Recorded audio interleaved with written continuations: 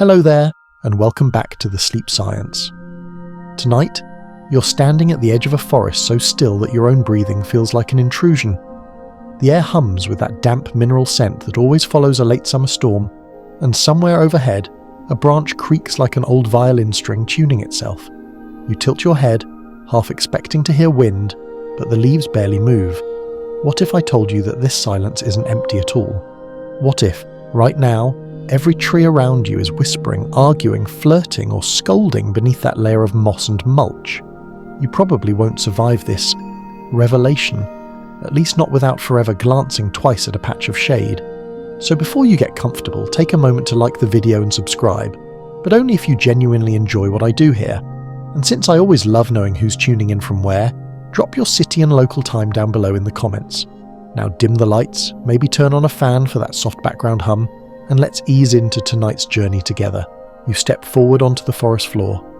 The sound of your shoe compressing the soil feels loud, intrusive even, like you've walked onto a stage mid-performance. Under the crust of leaves and pine needles, there's a world of chatter invisible to you, roots reaching out, tapping one another in coded pulses of moisture and sugar. You crouch down and press your palm against the ground, and for a second you imagine the faintest tremor, like the heartbeat of the earth itself.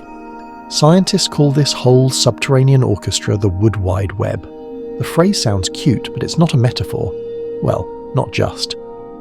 In the 1990s, researcher Suzanne Simard discovered that trees, far from being loners competing for sunlight, actually exchange carbon and nutrients through an underground fungal network. It's a kind of living internet made of mycorrhizae, microscopic filaments that hook into tree roots and connect multiple species in the same forest.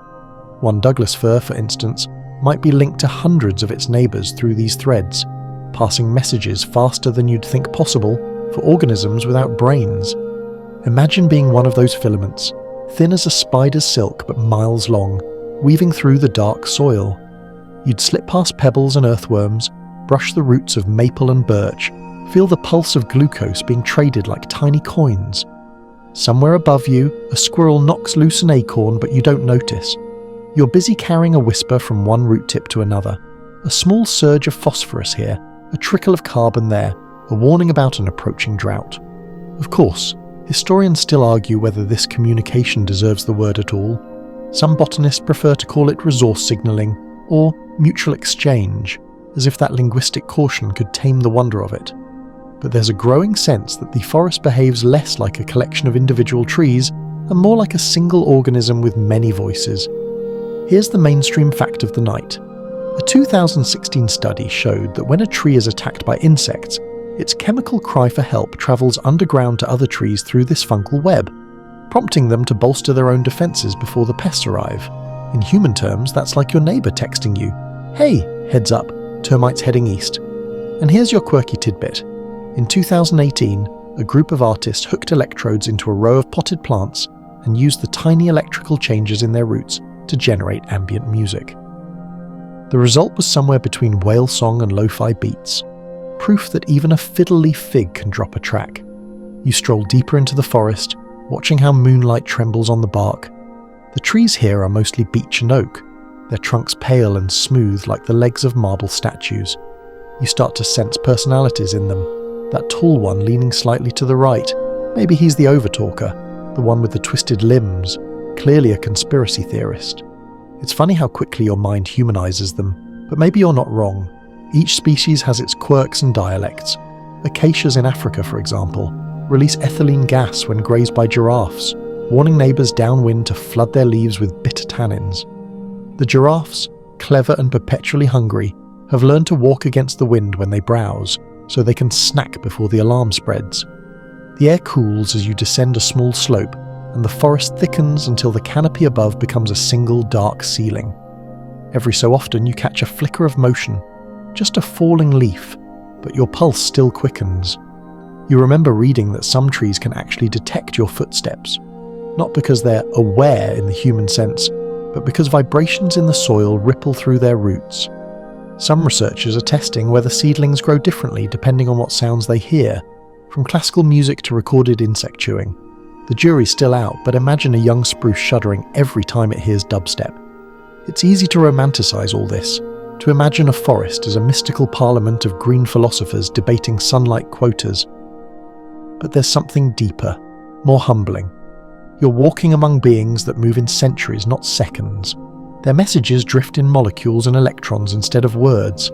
Theirs is a patience so immense that even the concept of talking feels inadequate. You pause beside a fallen log.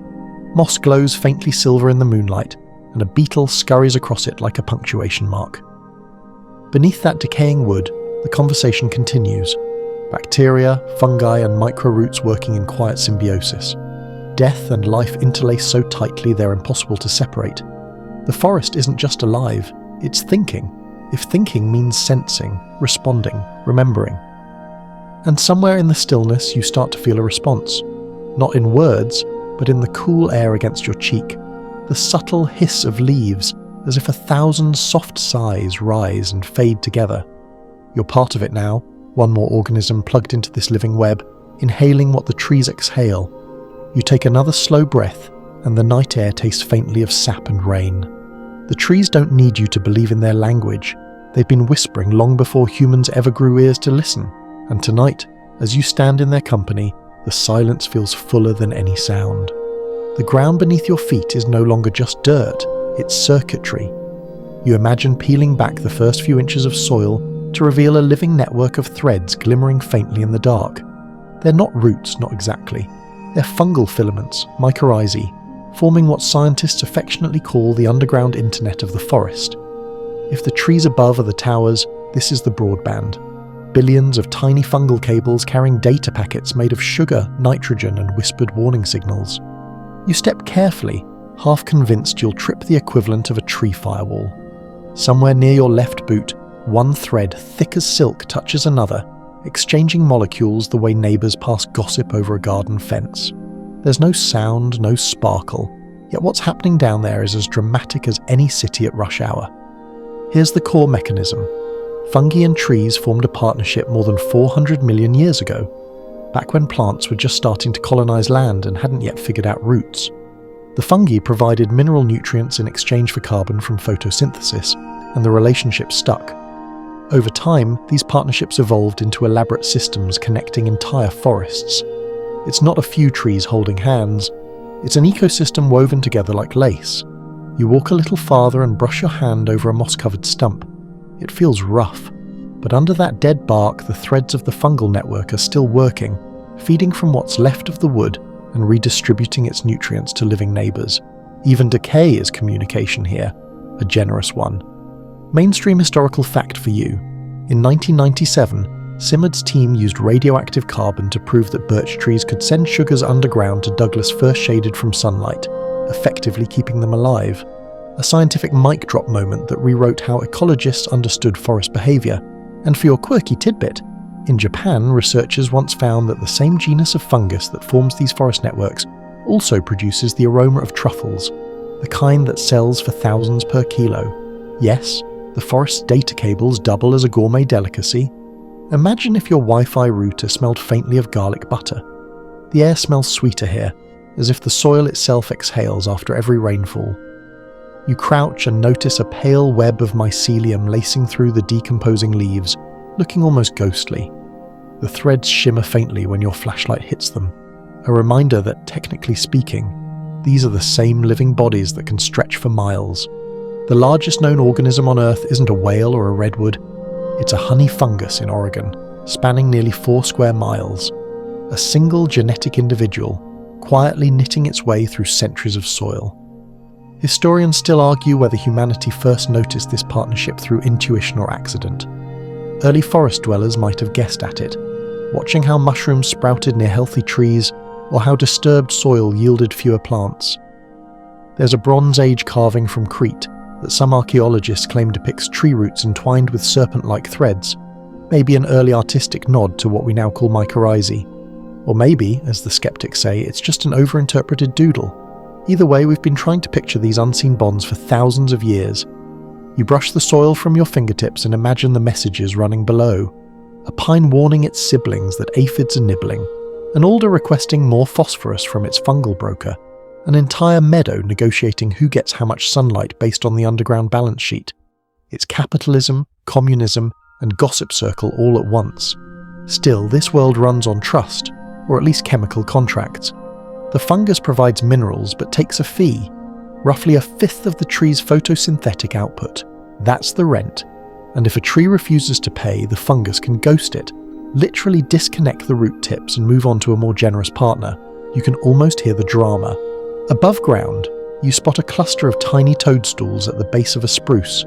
They're the fruiting bodies of that hidden network, the forest's version of notification icons, popping up briefly to signal that something's happening below. They'll last a few days, scatter their spores, and vanish, while the real action continues unseen. You think about human communication, the wires, satellites, glowing screens, and how young it all is compared to this. The forest built its first network before fish had evolved jaws. You, standing here with your phone in your pocket, are basically the latecomer trying to join a conversation that's already well underway. A breeze moves through the canopy, carrying the faint sound of a woodpecker drumming somewhere in the distance. The vibration travels down the trunks and into the soil, becoming one more signal added to the mix. Somewhere perhaps, a fungus notes the change in rhythm and adjusts its chemical output. The forest is always listening. You step between two roots that arc like the edges of a doorway and imagine passing through into the underworld, the true metropolis of the forest. Down there, the light fades, replaced by gradients of warmth, pressure, and scent. The trees don't speak in words, but if you could translate their exchanges, you might hear something like, "You good up there? Need nitrogen? Watch out for that beetle swarm." A language without syntax but with purpose. You think back to the last time you lost cell service on a road trip. How quickly the silence felt uncomfortable. Here, there's no such thing as disconnection. Even a dying tree remains online, its nutrients rerouted like messages from a departing friend. The forest doesn't let go easily. It recycles everything, even memory. A quick joke slips through your sleepy mind. If trees could send memes, birches would probably be the ones forwarding unfunny ones to everyone at 2 a.m. Oaks, you suspect, would just type in all caps. You reach a clearing where the soil smells damp and metallic. Moonlight pours down, silvering the ferns. Beneath this small patch, thousands of silent exchanges are happening every second. So slow, so steady that you have to stand perfectly still to feel them. You almost sense it now, the gentle hum underfoot, like static from a faraway radio station broadcasting in the language of carbon. If you could tune in, maybe you'd hear an entire ecosystem humming back at you. Trees, fungi, and microbes trading data with the quiet confidence of an ancient system that doesn't need words to stay connected. You take one slow breath, and the air feels heavier with meaning. Somewhere below, your exhale has already joined the network. The forest has gone from quiet to conversational. It's not your imagination. The air feels thicker, laced with invisible chemistry. You can't see it, but the branches above you are busy exhaling messages. Each leaf, each twig, each microscopic pore is part of a broadcast network that never sleeps. If the underground mycorrhizal threads are the internet, then this heady mist of scent and vapor, is the forest's radio. You pause by a birch tree, its bark pale as paper. The wind picks up and you notice how the leaves shimmer like thousands of green coins catching light. The tree seems calm, but it's anything but idle. When insects bite into its leaves, the birch releases volatile organic compounds, tiny airborne molecules that float through the canopy and warn nearby trees of danger. Within hours, those neighbours start ramping up their defences, thickening their leaf tissue and changing the chemical recipe of their sap. It's the arboreal version of group chat. Something's eating me. Everyone be on alert. This isn't fantasy. It's a well-documented fact. Back in the 1980s, scientists at the University of Washington observed that willow trees attacked by caterpillars triggered a chemical response in untouched willows downwind. They didn't need roots or fungi to talk, just air. Historians still argue whether this discovery or Simard's underground work was more revolutionary, but the conclusion is the same. Trees are communicators, they're just not doing it for our benefit.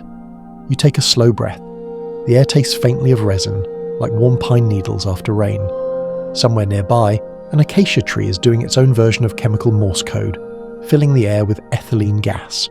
It's a message meant for its neighbours, but intercepted by giraffes, who, as you might recall from earlier, have figured out the hack. The tall herbivores walk upwind to eat from unalerted trees because they've learned that once the chemical alarm spreads, the leaves turn bitter. You have to admire the giraffe's commitment to culinary freshness. For your quirky tidbit, in 2020, a research team in Germany found that certain flowers emit ultrasonic clicks when they run low on water, faint enough that humans can't hear them, but loud enough for sensitive microphones. The team called it plant acoustic emission. You call it the botanical equivalent of sighing dramatically so someone brings you a drink. As you walk, the scent shifts subtly, the way it does in a kitchen when someone opens a new spice jar. You're moving through a cloud of mixed signals, terpenes, aldehydes, methanol. To you, they're just forest perfume. To the trees, they're words with purpose.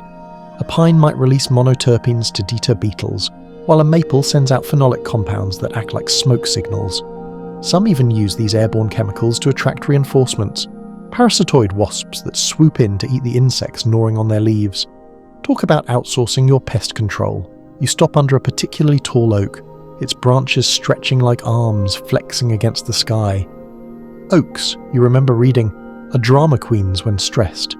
When they're wounded, they don't just seal the cut, they flood it with tannins and phenols that make their tissues taste like the liquid embodiment of regret. Then they tell everyone else to do the same. Scientists measured the airborne chemicals around wounded oaks and found nearby trees responding within hours. It's like group panic but efficient. Still, there's debate about intent. Historians, and biologists too, argue whether these signals are truly communication or just automatic chemical reactions. Is the tree aware of what it's doing, or is it simply a product of evolution's feedback loops? The distinction feels thin when you're standing beneath them, breathing their messages. Humans, after all, release hormones when scared or stressed. You might call it instinct. They might call it conversation. Maybe awareness is overrated. The moonlight filters through, painting every branch in silver blue. You tilt your head back and let the patterns swim across your eyes. If you could see the invisible molecules drifting overhead, you'd be inside a kaleidoscope of communication.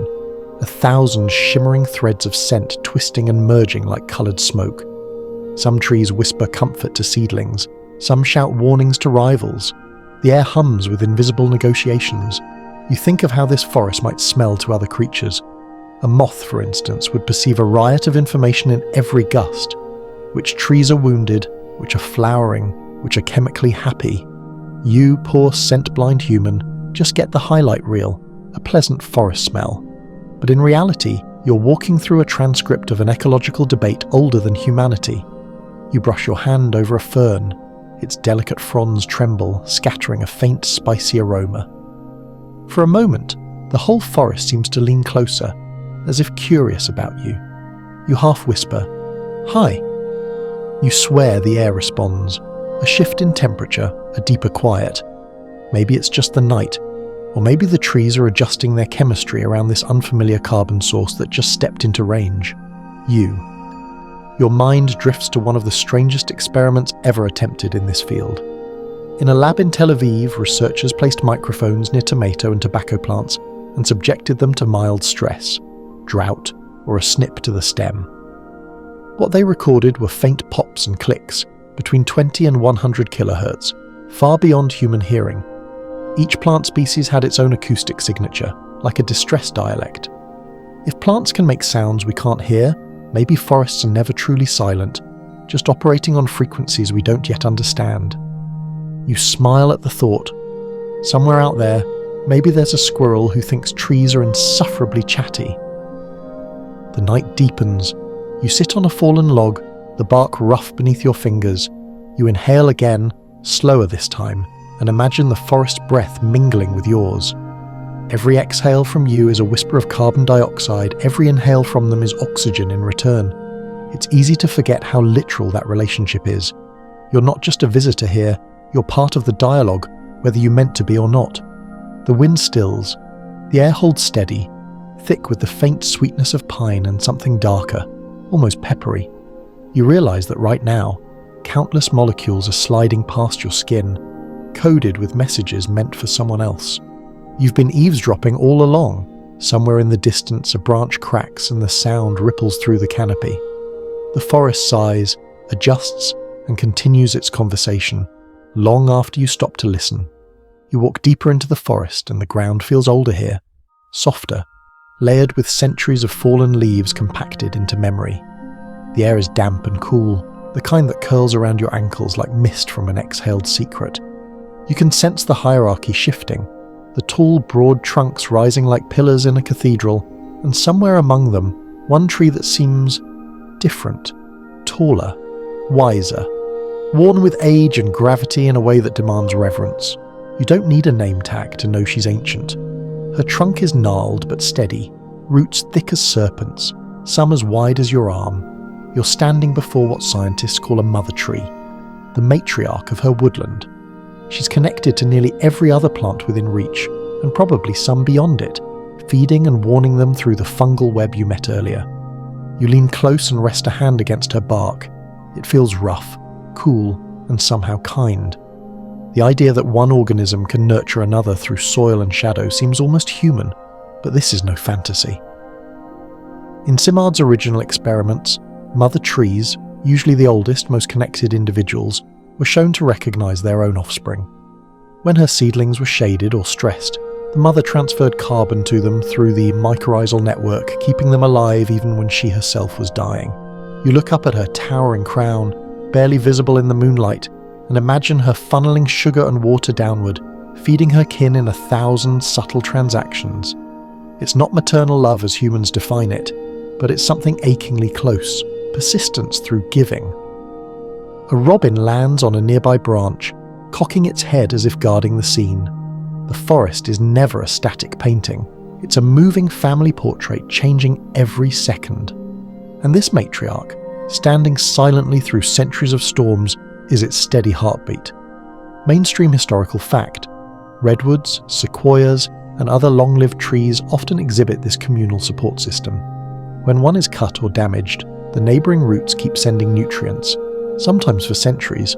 That's why in certain groves you'll find stumps that are still alive, their centres glowing green with life, thanks to underground lifelines from nearby relatives. But here's your quirky tidbit. In 2019, botanists studying mother trees found something unexpected. They seem to favour their biological offspring over strangers. Using carbon tracing, researchers watched as mother firs funneled more sugar to seedlings grown from their own seeds than to those of unrelated trees. Forest nepotism, alive and well. You chuckle softly, imagining the mother tree gossiping in root language. Sorry dear, but family first. It's oddly comforting, proof that even ecosystems practice selective generosity. Historians still argue whether this kin recognition implies a kind of plant intelligence or just chemical pattern matching. Are trees aware of their family, or is it all automatic? A sophisticated algorithm running on sunlight and soil? The debate keeps philosophers busy and ecologists cautious.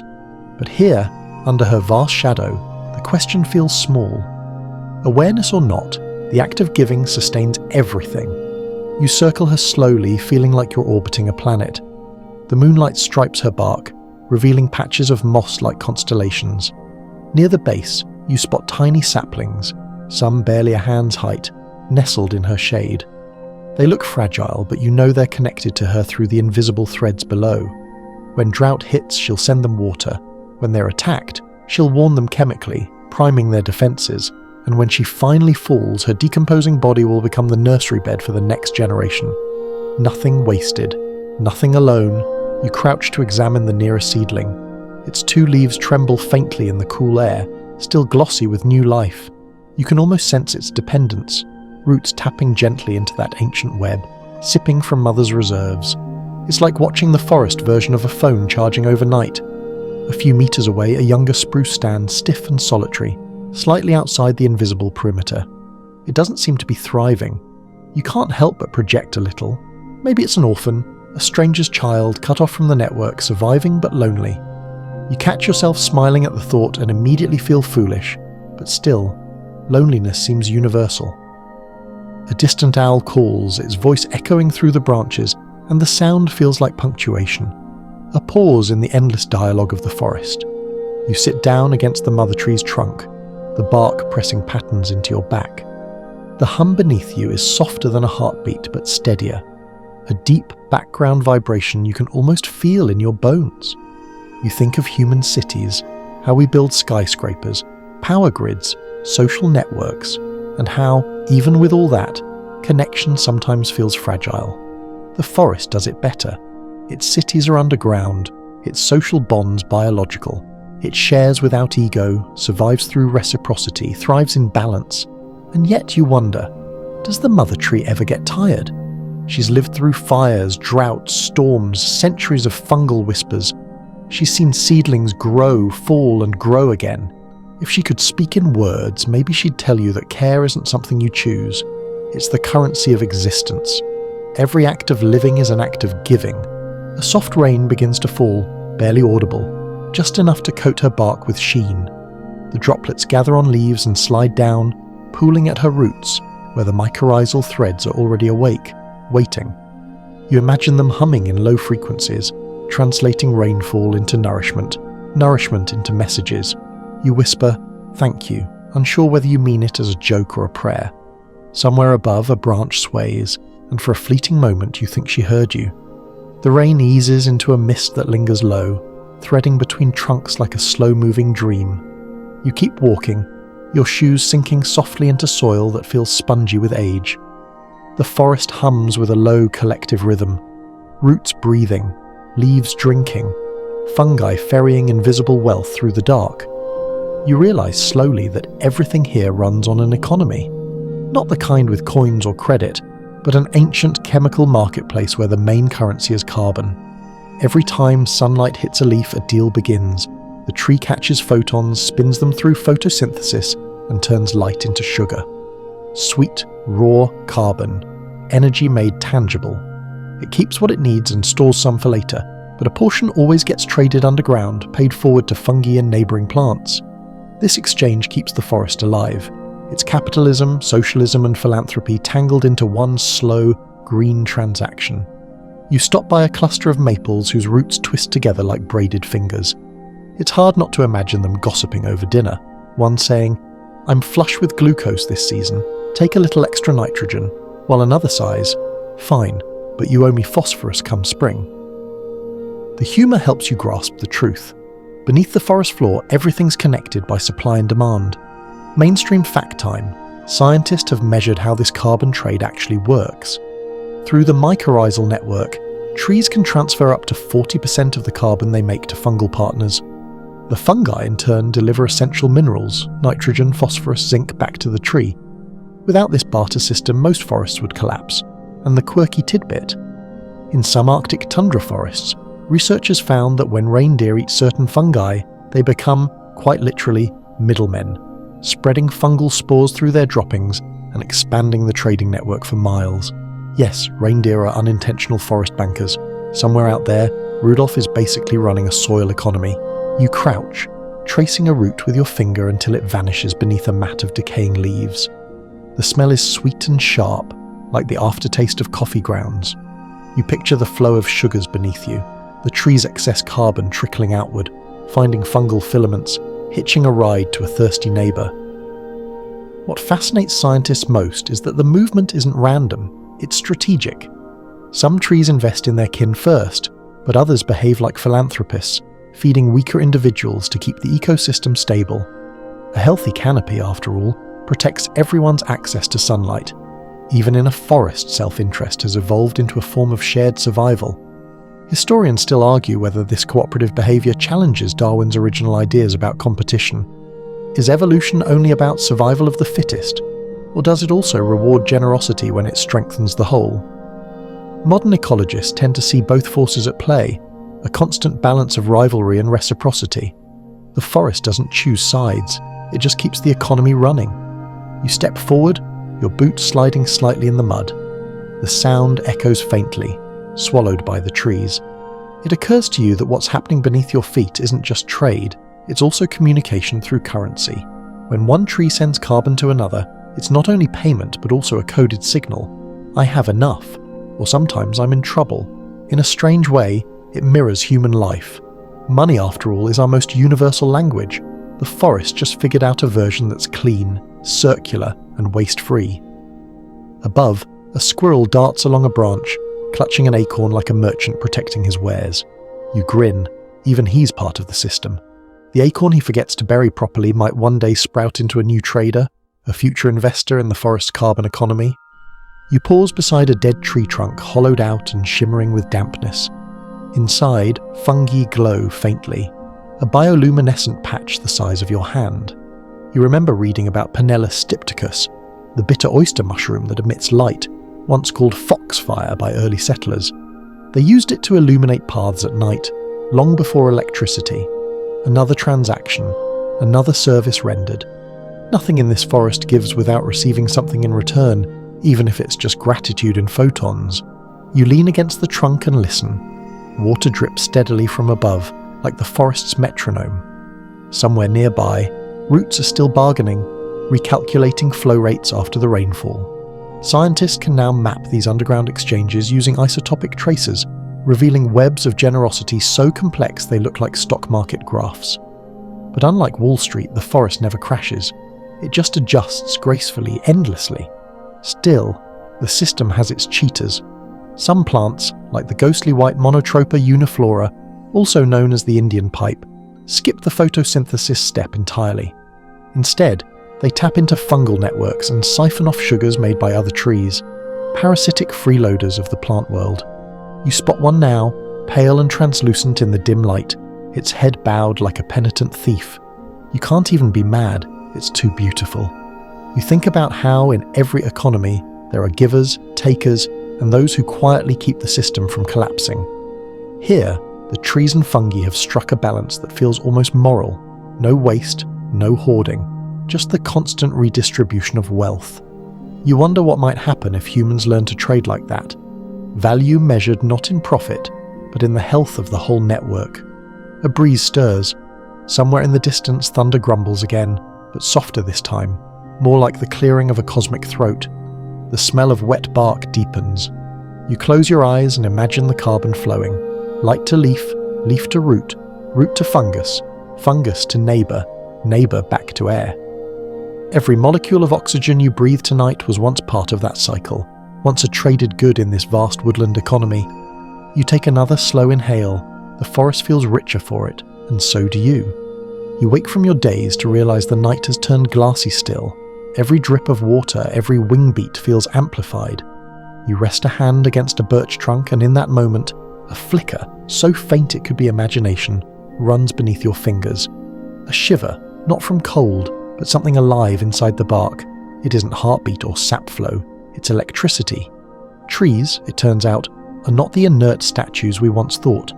Within every stem, branch, and leaf, slow-motion electrical pulses carry messages from one cell to another. It's how they sense drought, injury, light, and touch. If the mycorrhizal web was the forest internet, this is its internal wiring, bioelectric veins running with microscopic lightning. You close your eyes and try to picture it. Ions sliding through cell membranes, waves of voltage rippling up from root to leaf. The movement is glacially slow, millimeters per second, but constant, steady, deliberate.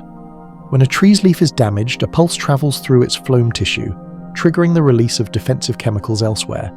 It's the vegetal version of a nervous system. Mainstream historical fact. Scientists first detected these impulses back in 1873. A British botanist named John Burdon Sanderson discovered that Venus flytraps generated measurable electrical currents when touched. Later, similar signals were found in ordinary plants, including trees. So, every time lightning flashes above a forest, remember, those flickers echo a quieter storm inside each trunk, the quirky tidbit. In 2019, engineers in Singapore used tree-generated electrical potentials to power small sensors, essentially turning trees into natural batteries. The output was tiny, but enough to light an LED. Somewhere right now, a ficus might be powering a nightlight, utterly unaware of its side hustle. Historians still argue whether we should call this phenomenon plant intelligence. The word makes some scientists cringe. Too anthropomorphic, they say. But when you consider that trees can measure time with chemical clocks, remember droughts, and send impulses to coordinate self-defense, intelligence feels like the only word that fits, even if it's one they'd never use about themselves. You press your ear against the bark, half-jokingly trying to hear it. Of course, you can't, but you do feel a faint resonance, maybe just the pressure of sap rising. Sap itself, that sticky lifeblood, doesn't flow randomly. It moves in pulses, rhythmic as a slow heartbeat, driven by tiny changes in osmotic pressure and temperature. Scientists have recorded these rhythms, one pulse every few hours, measurable if you're patient enough. There's a theory, half romantic, half empirical, that the forest as a whole maintains an electrochemical equilibrium, a steady hum that binds all its parts together. You think of it as the forest's version of Wi-Fi signal strength. A storm passes overhead, and static dances down through branches and into the soil, briefly charging the whole network. The forest, in a way, listens to the sky. You remember hearing about experiments where sensors attached to tree trunks picked up electric spikes moments before earthquakes. Some researchers believe roots can detect tiny shifts in ground potential, warning of tremors hours ahead of seismographs. Others dismiss it as coincidence. Still, you can't help but imagine the trees as early prophets of geology, their roots feeling the planet twitch before we do. A thin mist curls from the forest floor and your breath joins it. You picture your own body's electricity, the neurons firing in your fingertips, the ions pulsing through your skin, mirroring the same process happening in the wood beneath your hand. You and the tree aren't opposites, you're iterations of the same conductive pattern. A small spark of mischief lights your mind. You picture a forest hooked up to Wi-Fi, tweeting every gust of wind, feeling photosynthetic today. Rooted vibes. If only trees had social media, the drama between oaks and pines would crash the servers. But humour aside, there's something reverent about this shared electricity. Every living thing, from microbes to humans, runs on voltage. That faint shimmer you felt earlier, that's life in its purest form, movement of charge, the subtle defiance of entropy. You kneel, digging gently into the soil with your fingers until you reach a fine root. It's pale, almost translucent, and thrums softly. Imagined or not, you feel connected. This root, somewhere deep below, might be sharing ions with fungal filaments, which in turn relay that energy to another tree 100 meters away. If you could zoom out, you'd see a glowing mesh, like veins beneath translucent skin, stretching across acres. A thought settles quietly in your mind. Maybe consciousness doesn't require a brain. Maybe it only needs a pattern that persists and communicates. Lightning flashes faintly to the east, a reminder that real electricity still rules the sky. You count the seconds before thunder follows. 1, 2, 3. Then feel the vibration roll through the ground. The forest seems to tense for a heartbeat. Every leaf tilts slightly, as if eavesdropping. Somewhere deep in the root systems, small voltage shifts ripple outward, synchronizing with the flash above. You imagine being inside that process, a molecule of potassium sliding across a cell wall, carrying a message up through layers of living tissue, emerging hours later as a subtle chemical change in a distant leaf. A conversation measured not in words or seconds, but in microvolts and seasons. Some trees, like poplars and willows, even emit faint pops of sound when under hydraulic stress. The noise, inaudible to humans without sensors, comes from tiny bubbles forming and collapsing inside their xylem as water tension breaks. It's pain, translated into physics. You lean back and stare upward. The moonlight filters through wet leaves, refracted into shifting silver mosaics. Somewhere above, electricity from the storm lingers as static in the canopy. You feel it raise the tiny hairs on your arm, connecting you, just for a moment, to that unseen circuitry. The pulse of the tree, the pulse of your heart, they're both electricity, just played at different tempos. You smile to yourself, whispering, "So you do think," not expecting an answer.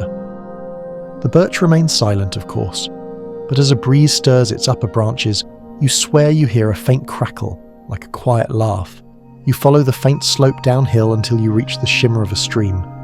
Moonlight wobbles on its surface like spilled mercury, and every ripple seems to carry a secret. You crouch at the edge and dip your fingers in. The water is cool, almost startling, a reminder that life here depends on its quiet persistence. Above you, branches stretch like cupped hands, catching droplets and channeling them downward in 1,000 invisible rivers of their own. The trees, you realize, are masters of moving water, whispering it upward, drop by drop against the pull of gravity itself. You walk along the bank, tracing the rhythm of your steps with the rhythm inside the forest. Inside every trunk, a column of xylem rises from the roots to the leaves, pulling water skyward through cohesion and tension. The process sounds simple when printed in a textbook, but when you picture it, molecules of water clinging together, climbing hundreds of feet through narrow tubes without a single pump, it feels like magic pretending to be physics. Mainstream historical fact. The theory explaining this ascent, called the cohesion tension model, was first proposed in the late 19th century by Irish scientists Henry Dixon and John Joly. They were ridiculed at first. Critics thought it impossible for mere capillary action to lift water through tall trees, but time and measurement proved them right.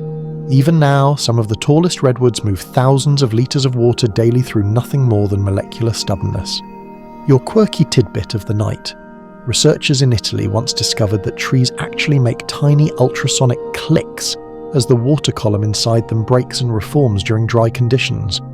You can't hear it, but sensors do, a microscopic percussion section inside the forest's circulatory system. If you ever needed proof that trees make music, there it is.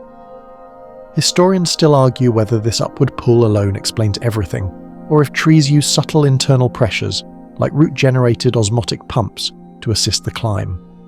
The truth is likely a mix of both, which, to be fair, is also how most of human technology works. Part physics, part improvisation. You sit against a smooth boulder, the stream murmuring at your side. In the hush, you begin to hear what the textbooks miss, the tempo of thirst and release. At night, when temperatures drop and stomata, the tiny pores on leaves close, the upward pull slows, the tree rests. Come dawn, sunlight warms the canopy, water evaporates through the pores, and the suction resumes, tugging more from below. The entire forest breathes in water the way lungs breathe in air. You imagine the process magnified to human speed, a transparent oak gulping from the soil, then exhaling mist into the dawn.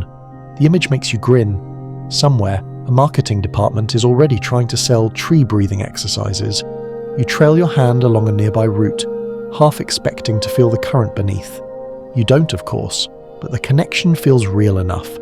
Each molecule of water that rises through the xylem carries dissolved minerals, trace nutrients, even memory, an echo of the soil it came from. When it reaches the leaves and escapes as vapor, it becomes part of the cloud that might someday rain on another forest. The hydrologic cycle is the Earth's longest conversation, and trees are its translators. A gust of wind slides through the canopy, and droplets fall in slow, sparkling arcs. For a heartbeat, you catch the faint sound of distant surf, though you're nowhere near the sea. Maybe it's the forest's way of remembering its own origins. After all, every atom of oxygen in these leaves was once dissolved in an ocean.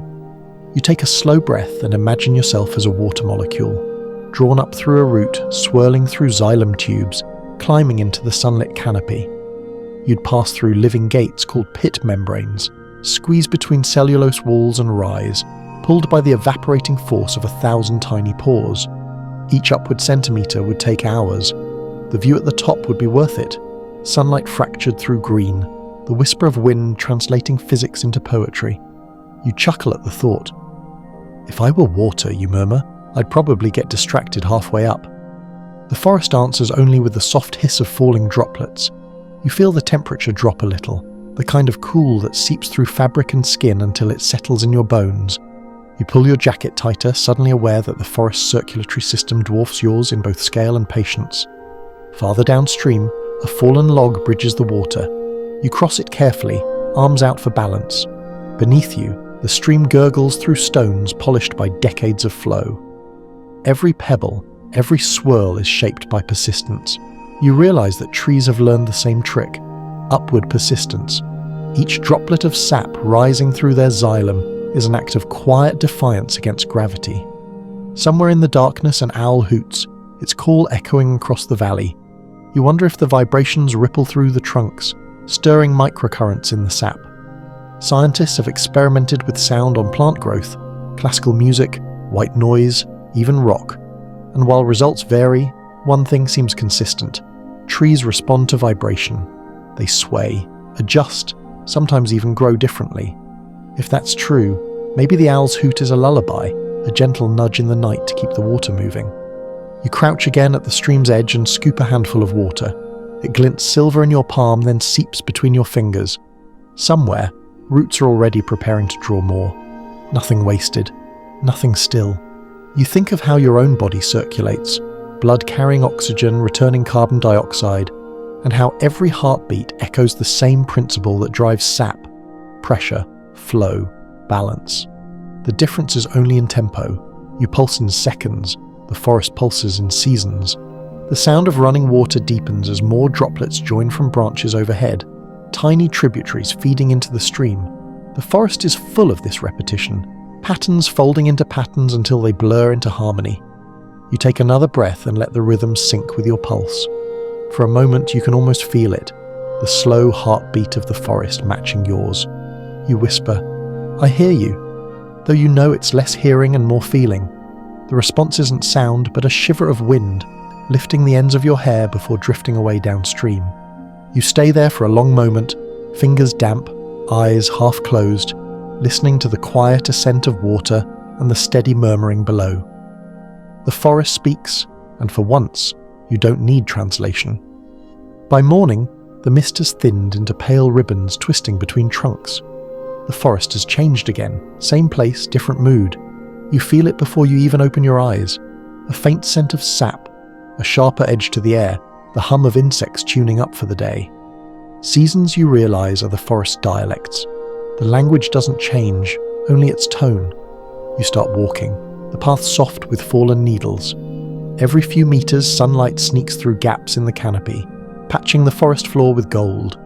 Spring is flirting with the world again, buds swelling, sap rising, pollen already gathering in conspiratorial clusters.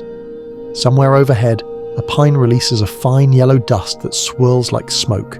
You sneeze, and somewhere, a tree probably whispers, "Bless you," in chlorophyll. Spring is the forest's loudest season. You can hear it in the buzzing, see it in the impatient buds, feel it in the pressure under the bark. It's gossip time. The trees share news through their networks, signals about available nutrients, warnings about emerging pests. Roots trade carbon like gifts at a family reunion, and fungi, ever the opportunists, take their generous cut. The forest feels young again, no matter how ancient its bones. Mainstream historical fact. As early as 300 BCE, Greek naturalists like Theophrastus wrote about seasonal sap flow. He noted that in spring, the trees awaken and drink again. Modern science caught up millennia later, confirming that temperature and daylight trigger hormonal changes that open xylem pathways and restart the forest's circulatory system. Your quirky tidbit. Some researchers have found that trees can hear spring coming, not metaphorically, literally. Tiny sensors placed in trunks detect acoustic vibrations as ice in the xylem melts, producing crackling sounds. It's as if the trees are stretching after hibernation, bones creaking softly as they wake. Historians still argue whether ancient cultures noticed this auditory shift or just sensed it intuitively. In Japanese Shinto belief, for example, every spring was marked by a ceremony called Shinboku, when villagers would tie offerings to sacred trees thanking them for speaking again. Was that poetry or observation? Probably both. You wander farther and watch how each species greets the season differently. Birch trees burst early, eager and pale. Oaks take their time, muttering, "Let's see how April behaves first." The underbrush is full of chatter. Ferns unfurling, moss greening like fresh paint. Everywhere, the forest exhales renewal. Then summer arrives almost imperceptibly, first as warmth, then as weight. The air grows thicker, saturated with resin and humidity. You can taste the photosynthesis, that faint tang of green. The forest now speaks in slower sentences. Its energy turns inward, into growth, into fruit, into patient maintenance. The gossip of spring becomes the murmur of contentment. You pause beside a wild cherry tree heavy with blooms. Bees orbit lazily around it, their low droning as steady as a mantra.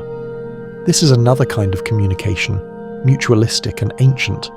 The cherry offers nectar, the bee spreads its pollen, ensuring continuity, its commerce disguised as romance. You can't help but smile at the efficiency. But the forest's mood begins to change again. Late summer brings exhaustion, a hint of melancholy in the leaves, a subtle dryness in the soil. Sap flow slows, chemical conversations turn practical. Conserve, store, prepare. Somewhere, deep in the roots, the first whispers of autumn begin. Autumn arrives like a soft-spoken mathematician, calculating what can be saved. The chlorophyll drains away, revealing the hidden pigments, carotenoids, anthocyanins, the forest's farewell fireworks. Every shade of gold and crimson is a signal too, the tree reclaiming valuable nutrients from its leaves before letting them fall. Even dying, the forest communicates thrift. You kick at a pile of leaves and watch them scatter. Each one once spoke for its tree, breathed carbon and light, and now joins the soil as next season's message. The cycle feels almost polite. Nothing wasted, nothing truly gone. The wind shifts, cooler now, carrying the faint smell of wood smoke from somewhere beyond the ridge. The forest falls quieter, conversations slow, frequencies deepen. You realize that the trees are no longer broadcasting exuberance, they're whispering lullabies. Winter comes softly without drama. The sky dulls to pewter, and frost clings to the bark like delicate lace. The network beneath the soil doesn't sleep entirely, but it moves in molasses time. Water in the xylem freezes, sap grows viscous. Even the fungi slow their trades, waiting for warmth. You step carefully through the silence, the crunch of frost sounding almost disrespectful. Every sound seems to echo too far, yet even now, the trees are alive, breathing at a cellular whisper, conserving. Beneath your boots, roots still share slow pulses of carbon, faint as distant heartbeats. Mainstream fact again. Some species, like sugar maples, use the freeze-thaw cycles of late winter to pump sap upward, a process that humans have turned into syrup production for centuries. The temperature shift creates internal pressure differences that move sap even when the tree is dormant. Nature's sweet loophole, the quirky twist. In Finland, where winter sunlight can vanish entirely, scientists discovered that birch trees generate tiny electrical charges as their sap freezes and expands. These microcurrents can be measured, proof that even in the depths of cold, the forest keeps its circuitry humming. You lean against a frost-rimed trunk, your breath puffing white. It's hard not to feel reverence for the patience of it all. Where humans panic in scarcity, the forest simply slows. It knows that every silence carries a promise, that spring will return, that conversation will resume. Historians still argue whether this seasonal intelligence evolved as mere adaptation or as evidence of deeper awareness. Either way, the result is the same, a resilience so elegant it feels like wisdom. You tilt your face to the dim winter sun, eyes half closed. The forest, stripped to its bare essentials, feels like an elder in meditation. The branches, empty now, are still conducting signals you can't hear. Even in apparent stillness, the language continues, so slow, so subtle, it could be mistaken for silence by anyone not patient enough to listen. You smile faintly. You've been here long enough to know better.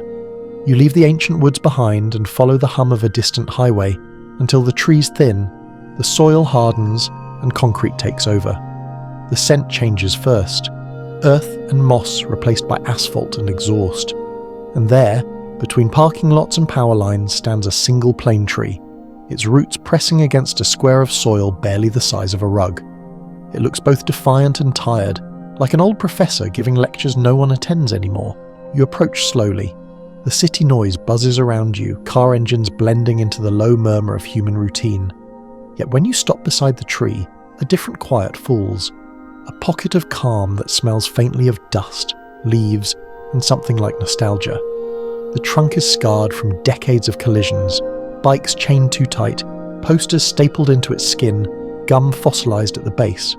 Still, the leaves above stir softly, unfazed. This is the loneliness of a street tree. No fungal network beneath, no mother tree nearby, no whispering roots to share sugar or news of the weather. Its life is lived in isolation, surrounded by pavement that sheds rain instead of soaking it in. And yet, somehow, it endures, photosynthesizing through smog, pulling carbon from the air, feeding the very lungs that ignore it. Mainstream historical fact: the first urban tree planting initiatives date back to the 18th century Europe. Paris, Vienna and London lined their boulevards with linden, plane and chestnut trees, not for ecology but aesthetics, to soften the geometry of empire. They didn't yet know that those same trees would lower city temperatures, filter pollution and provide oxygen for millions. beauty became survival by accident. Your quirky tidbit: in Melbourne, Australia, city planners once assigned email addresses to their urban trees so citizens could report damage. Instead, thousands of people began writing to the trees directly. Love letters, apologies, even confessions. One oak received hundreds of notes.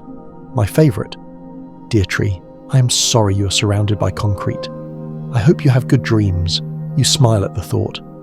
Maybe isolation inspires empathy because it mirrors something human. You rest your palm against the trunk. The bark is warm from reflected heat. The pulse of the city runs through it like artificial sunlight. There's no mycorrhizal symphony here, no quiet web of communication, but perhaps the tree has tuned into a different frequency, the electric buzz of human infrastructure. You imagine its roots exploring the gaps beneath sidewalks, navigating cables and sewer lines like a modern labyrinth. There's a rumour, half science, half urban myth, that tree roots sometimes grow toward the sound of water pipes, detecting faint vibrations that mimic underground streams. Scientists have tested it with mixed results, but the image persists: trees listening for plumbing, chasing echoes of the rivers we buried. Historians still argue whether urban trees suffer more from drought or loneliness. The first is measurable, the second metaphorical. But it's the metaphor that feels truer when you stand here. A forest tree trades sugars and signals with dozens of companions. A city tree sends its messages into concrete silence, its roots finding only gravel and rebar. Yet survival here is its own form of brilliance.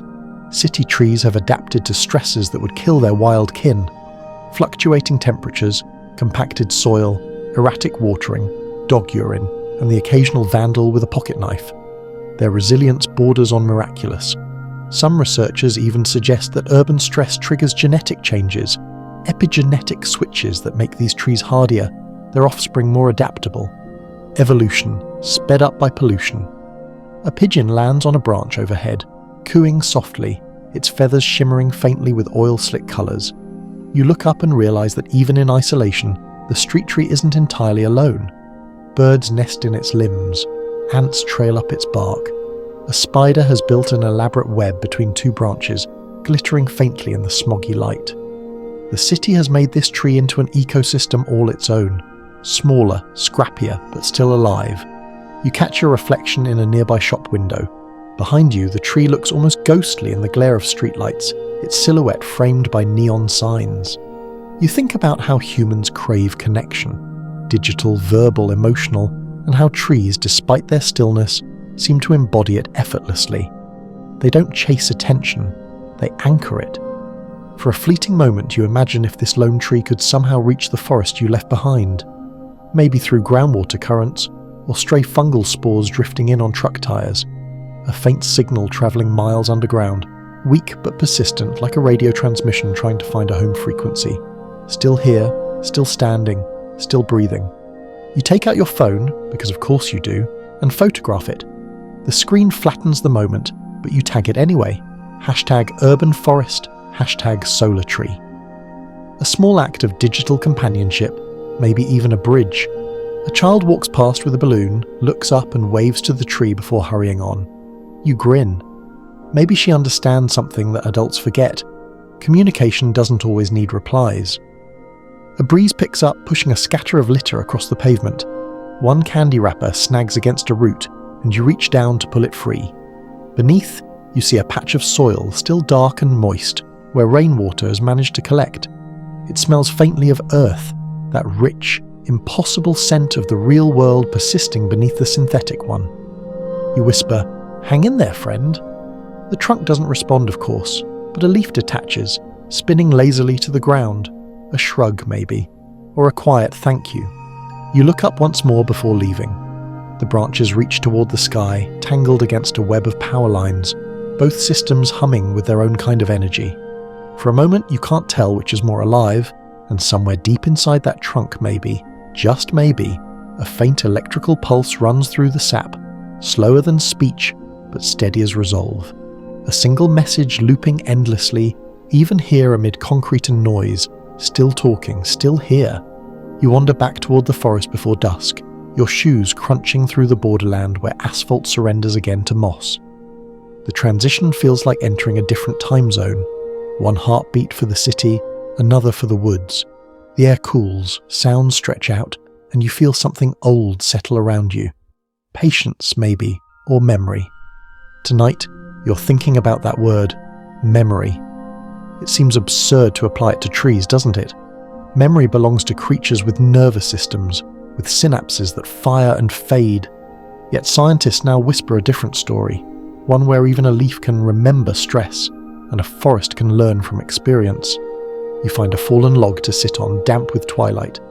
The scent of rot and life is indistinguishable here, two sides of the same chemistry. You take a slow breath, the kind that makes your ribs creak, and listen to the quiet hum beneath everything.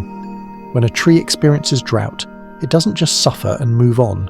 Inside its cells, certain proteins change shape, certain genes activate. If drought returns years later, the same tree reacts faster, closing stomata and conserving water as if recalling the last hardship. It's not memory as neurons understand it, but it's memory nonetheless, written in biochemistry. Mainstream historical fact. In 2013, researchers in Leipzig discovered that beech trees remember dry seasons for at least 3 years, adjusting their growth patterns even when rainfall returns to normal. That data reshaped how climate scientists model forest resilience. It turns out the woods carry history in their sap. Your quirky tidbit. A botanist once noticed that young mimosas, the sensitive plants that fold their leaves when touched, eventually stop reacting if repeatedly disturbed without harm. Weeks later, they still remember the lesson, staying calm even when jostled again. That's called habituation, the simplest form of learning. So yes, there's a classroom somewhere where plants are the attentive students, and gravity is the cranky professor. Historians still argue whether it's fair to call that learning. The more conservative voices say it's biochemical programming. The bolder ones claim it's proof of cognition, albeit at a vegetal tempo. Maybe both are right. If memory is simply the ability to alter behavior based on the past, then every tree is, by definition, remembering something right now. You look up at a beech canopy, the leaves trembling with a breeze that smells faintly of rain and resin. How many seasons does a single tree recall? Does it remember storms as we remember dreams, vivid at first, then fading into instinct? A soft laugh escapes you. So you're historians too, you whisper. The forest, predictably, doesn't deny it. But there's another kind of memory here.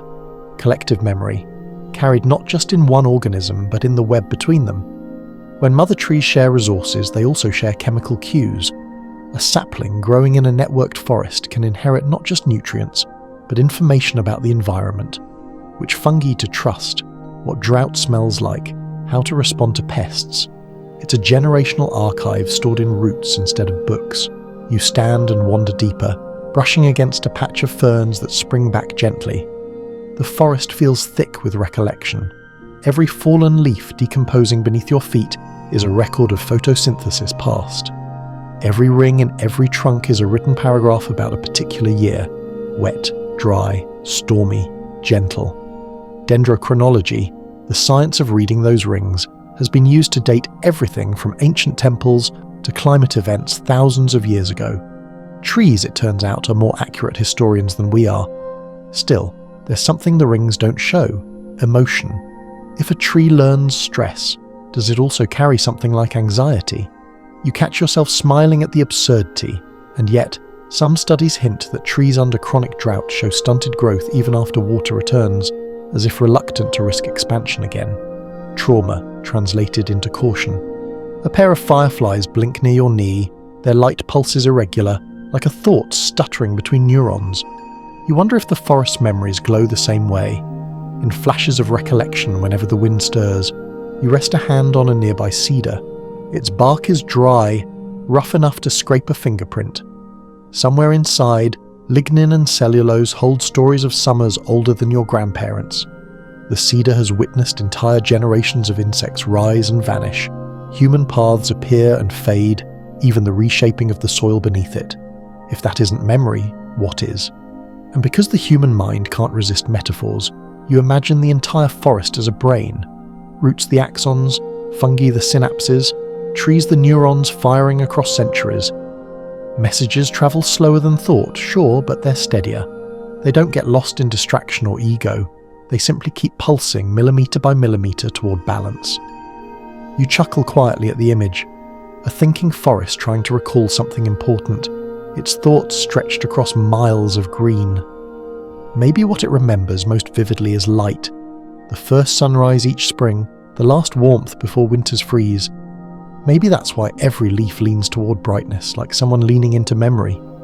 The wind picks up and the canopy shifts, sighing in a collective murmur. You can almost translate it. Fragments of recollection, old weather gossip, maybe even names of animals that once lived here. You tilt your head and whisper, "Do you remember us?" There's no voice, of course, just the rustle of leaves, soft and unhurried like a nod. Beneath your feet, the soil smells of rain again. Somewhere under that surface, signals move between roots, adjusting, storing, learning. The forest is remembering, not just for itself, but for everything that depends on it, including you.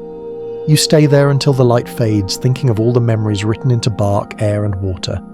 The forest doesn't keep time as you do, but it keeps stories, and for now, that feels enough like understanding.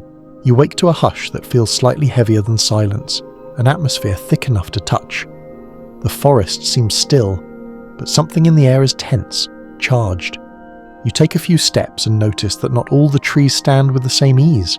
Some lean awkwardly into the light, others have spread their branches wide and thick, choking the space above smaller neighbours. The cooperation you've admired suddenly looks more complicated.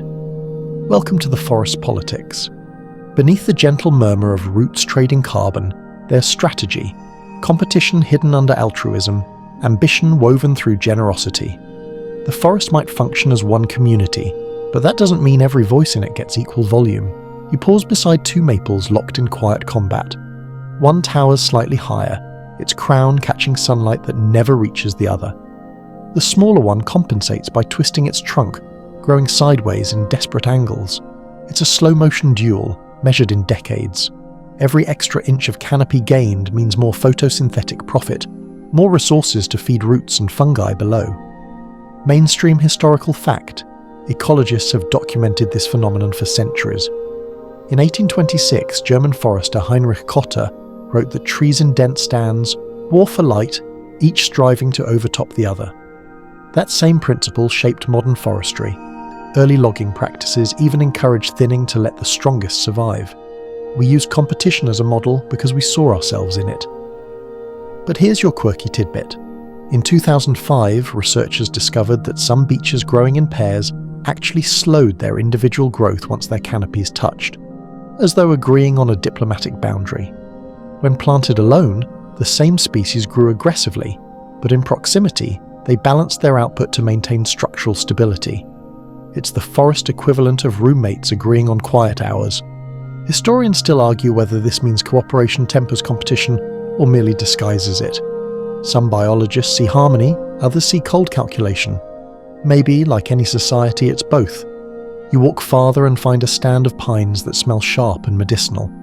The air here tingles with something faintly chemical. It's not your imagination. Trees release compounds into the soil to suppress rivals, a tactic called allelopathy. Black walnut trees, for instance, exude juglone, a toxin that can stunt nearby plants. Eucalyptus does the same, dropping leaves soaked in oily residue that discourages undergrowth. The forest, beneath its calm facade, runs on strategy and sabotage alike. You crouch and scoop a handful of soil. It smells acrid here, harsher than before. Somewhere nearby, roots are waging quiet warfare, releasing molecules that alter the chemical neighbourhood. It's hard not to admire the cunning, like corporate espionage, but slower and more poetic. A squirrel darts past, pauses to eye you, then vanishes up a trunk. Even animals play roles in this drama, carrying seeds, scattering spores, tipping the balance of which tree gains new territory. The forest's politics extend into every wingbeat, every burrow, every forgotten acorn. You stop beneath an oak whose crown dominates the space like a monarch presiding over lesser nobles. Its bark is scarred, its branches broad enough to blot out the evening sky. Underneath it, almost nothing grows. You imagine it whispering to the soil, "This light is mine." But even monarchs rely on loyal subjects. The oak's roots feed and are fed by fungi, its shade protects mosses and beetles, its fallen leaves nourish the soil. Power in the forest is never absolute. It's transactional. You think about human empires, how they rise and crumble because dominance without reciprocity always burns out. Trees, patient politicians that they are, have learned to govern through balance. Too much greed, and the system collapses. Too much giving, and the givers starve. Somewhere between the two lies sustainability. A shaft of sunlight cuts through the canopy, hitting your face like an epiphany. You squint, smiling at how literal the metaphor has become. Every tree reaching for light, but only some managing to hold it. A nearby sapling leans into the beam, trembling with new chlorophyll. It's a risk. Stretching too fast can tear delicate fibres or snap under wind, but ambition demands it. The forest rewards those who find the narrow space between caution and courage. You hear a soft crack behind you.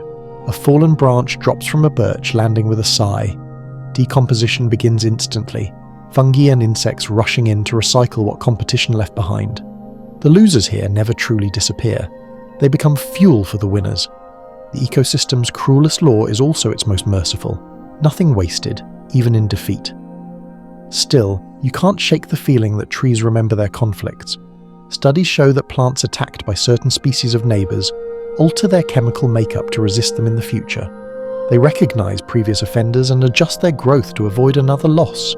It's petty, really, and deeply relatable. You imagine a pine muttering, "I knew that birch was trouble." You laugh softly, the sound startling a jay into flight. It scolds you from a branch before disappearing, leaving behind a feather that drifts to your feet. You pick it up, turning it over between your fingers. Even that small piece of blue once relied on trees, pigment drawn from fruits, protein built from the insects that fed on leaves. Politics makes the world go round, right down to feathers and bark. Historians still argue about whether forests that evolved with frequent natural disturbances, fires, floods, storms, developed more egalitarian structures than those without. Some data suggest yes, chaos redistributes resources, gives smaller trees a chance to rise, and keeps monopolies from forming. In a sense, nature invented term limits long before humanity did. You glance upward again. The tallest trees sway slightly in the evening wind, their outlines glowing against a deepening sky. The sound of leaves rustling is no longer just background. It's conversation, debate, negotiation. Each rustle says, "I'm still here." Each reply says, "So am I." And you, standing beneath it all, feel both witness and participant. Because the air you exhale becomes their carbon, their oxygen becomes your next breath, a mutual treaty older than speech. The forest politics don't end in rivalry, they end in balance, a dynamic equilibrium that only looks peaceful because it's perfected the art of slow-motion diplomacy. You pat the oak's bark gently. "You win this round," you whisper. The breeze stirs again, a rustle that might be laughter, or maybe a shrug. Either way, the forest seems satisfied with its own messy democracy. The forest hums differently tonight, lower, tighter, like breath held in suspense. You pause mid-path, unsure at first what's changed. Then you realise the air feels heavy, pressurised, as if the canopy itself is listening. Somewhere nearby, a faint tapping repeats at irregular intervals. Not woodpecker, not rain. You follow the sound until you reach a clearing where young pines stand in a thin crescent. The tapping turns sharper, metallic almost, like static breaking through silence.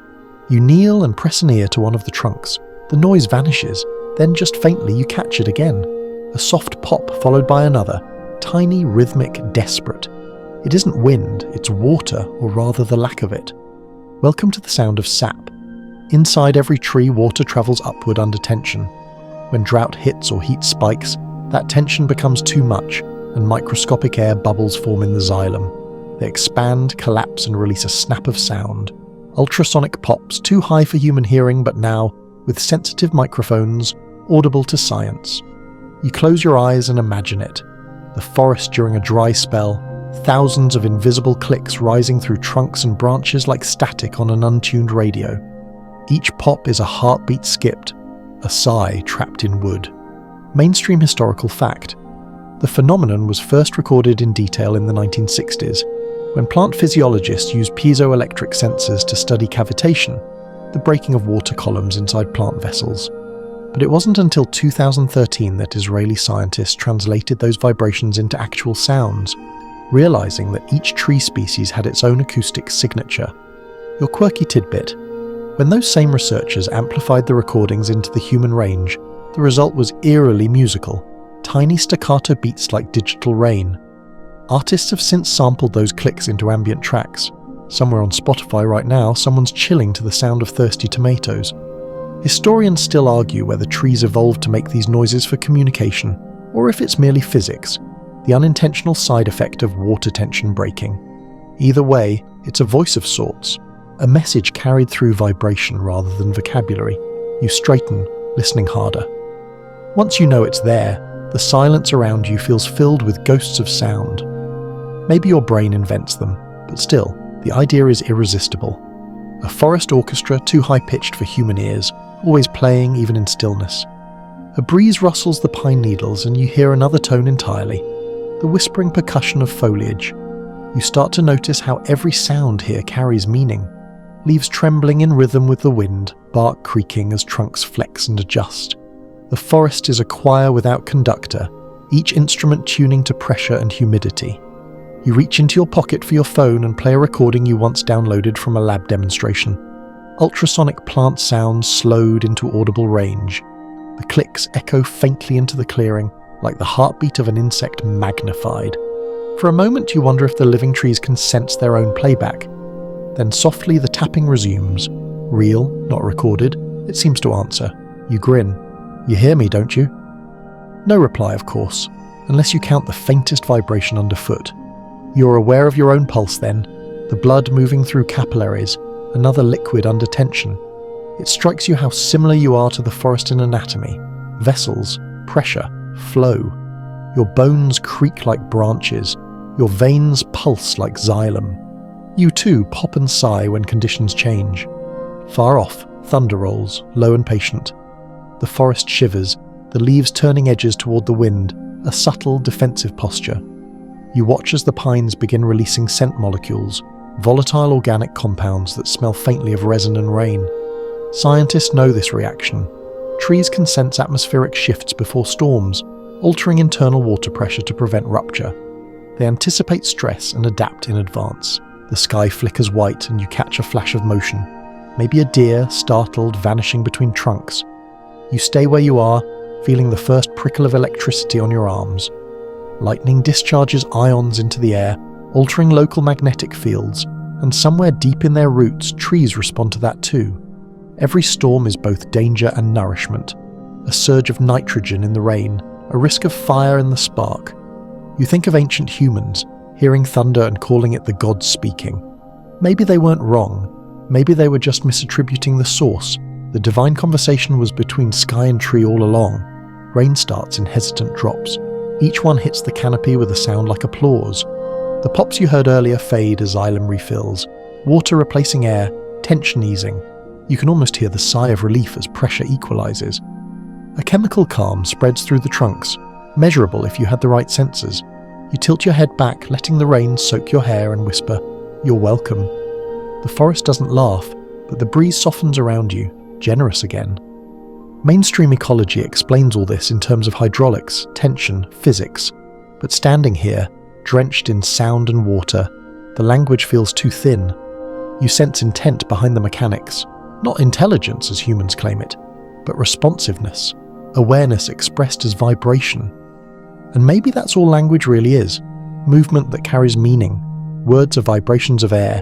Tree sounds are vibrations of sap. Both say, "I exist." Both say, "I'm listening."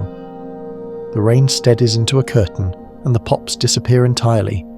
The clearing fills with the smell of wet pine, sharp and clean. The forest has quenched its thirst and quieted its static. You glance up at the trembling canopy, water streaming down in silver threads. The sound that replaces the clicks is gentler, musical even, the soft percussion of droplets meeting leaves. It's a new song, improvised. Proof that communication doesn't always end, it just changes instruments. You linger until the last lightning flickers fade and the only rhythm left is dripping water, syncing perfectly with your slowed heartbeat. Morning finds you walking beneath giants. The air feels cooler here, older, carrying the faint mineral tang of bark older than nations. You've come to the realm of elders, trees so vast and venerable that standing beside them feels like trespassing in the company of gods. Their trunks rise like pillars of time, and every inch of their bark is a biography written in texture and lichen.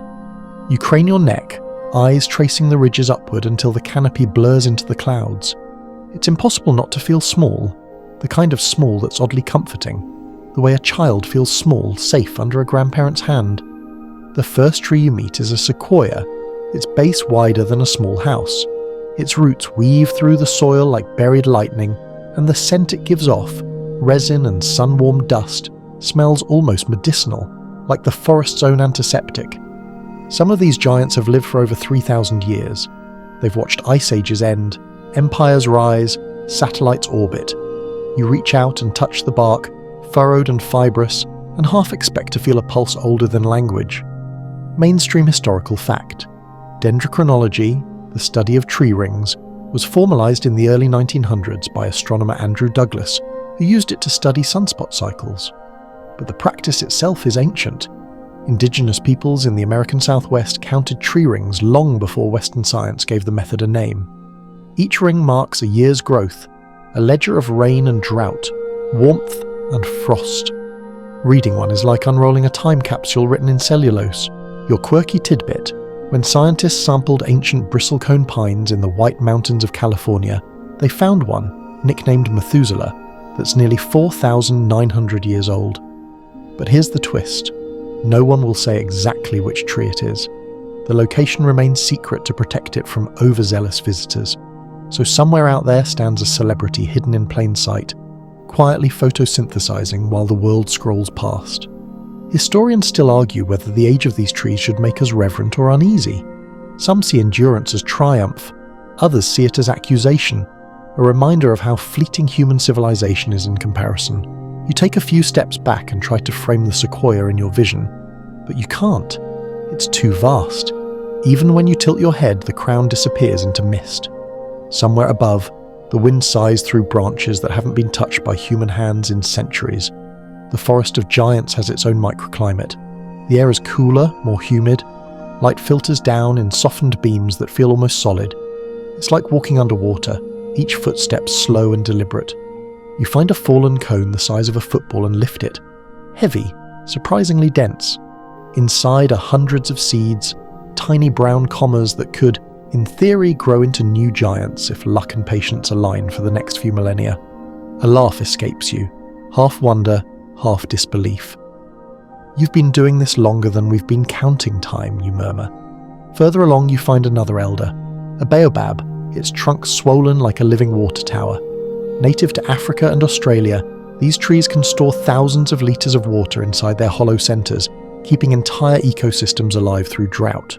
Some baobabs are so broad you could drive a car through their base. Others have been used as post offices, bars, even prisons. Humanity can't resist repurposing longevity. The baobab before you is half hollow, a cathedral of living wood. Inside, the air smells faintly of fermented fruit. You step in and find carvings. Initials, dates, one even marked 1892. Generations have passed through here, leaving tiny graffiti offerings to a witness who never forgets. You run a hand along the inner wall. It's cool and slightly damp, almost skin-like. You think of the countless animals that must have sheltered here. Bats, birds, perhaps a family of travellers escaping a storm. The tree has absorbed them all, memory pressed into fibre. A few paces away you spot another sentinel, a gnarled olive tree whose trunk splits into 5 twisting columns before rejoining near the base. These shapes seem improbable, sculptural, as if the tree decided to express itself artistically after its first 1,000 years. Some olive trees in the Mediterranean have survived since the Bronze Age. They've seen the birth of alphabets and the fall of empires, rooted witnesses to every story humanity ever told about gods and growth. Standing among them, you feel the same sensation archaeologists describe when touching something that shouldn't still exist, a slight vertigo of continuity. Mainstream fact: dendrochronologists can read not just time, but climate from rings, flood years, volcanic winters, even solar cycles. The wood holds echoes of global events, like a planet-wide diary written in concentric circles. Your quirky note for tonight: when Mount Tambora erupted in 1815, causing the year without a summer, tree rings around the world recorded the disaster in narrow pale bands. Some trees still bear that faint scar, a reminder that the planet remembers trauma too. Historians still argue whether preserving these giants is enough, or whether we must also preserve the silence around them, the slow rhythm of time they enforce by existing. Some say replanting is progress. Others argue that no sapling can replace a being that has seen 5,000 seasons. You look up again, your neck aching from the angle. The crown sways gently against a blue so deep it almost looks like water. You think of Section 1, the whispers, the underground gossip, and realise how much more you hear now. These elders aren't just talking through roots, they're speaking through centuries. Their stillness is full of words stretched across time. A raven caws from a high branch, startling you. Its voice echoes like a stone dropped into a well. You laugh quietly, startled and grateful. Even in sacred places, nature has a sense of humour. You press your palm against the bark once more before leaving. The surface is rough, fibrous, but there's a warmth there. Stored sunlight, stored history. You imagine it murmuring, in a voice deeper than soil, "Remember us not for age, but for patience." As you walk away, your footsteps sound impossibly loud in the hush. You glance back once, and in that moment, the sequoia seems to shift subtly. Not moving, just noticing. A being that has outlived kings can afford to take its time acknowledging you. You smile and whisper, "See you in another few thousand years," knowing full well it will still be here. You leave the grove of elders, and the forest opens into a softer landscape, warmer, dreamier. The ground is blanketed in fallen leaves the colour of old gold, and the air feels like the moment between inhale and exhale, heavy with possibility. You've been walking through science for nights now, but as twilight thickens, you sense another kind of knowing stirring, a mythic layer running parallel to the biological one. Humans, it turns out, have been listening to trees for far longer than they've been studying them. You pass between two yews and feel the temperature drop. Ancient cultures would have called this a threshold. The Celts believed yews guarded the passage between worlds, their evergreen needles symbolising eternity. You glance upward, their branches knit so tightly they almost block out the sky. The forest feels older here, not just in years but in meaning, as if stories themselves have rooted into the soil. Mainstream historical fact: nearly every civilization has had a tree of life myth. The ancient Mesopotamians carved it on stone tablets, the Egyptians painted it in tombs, the Norse envisioned it as Yggdrasil, the cosmic ash binding 9 realms together. Even in Mesoamerica, the Mayans described a ceiba tree whose roots plunged into the underworld, while its branches held up the heavens. Wherever humans went, they found divinity in cellulose. Your quirky tidbit: the Bodhi tree under which Siddhartha Gautama attained enlightenment still has living descendants. The original, in Bodh Gaya, India, was cloned and replanted by monks. Its genetic lineage has been unbroken for more than 2 millennia.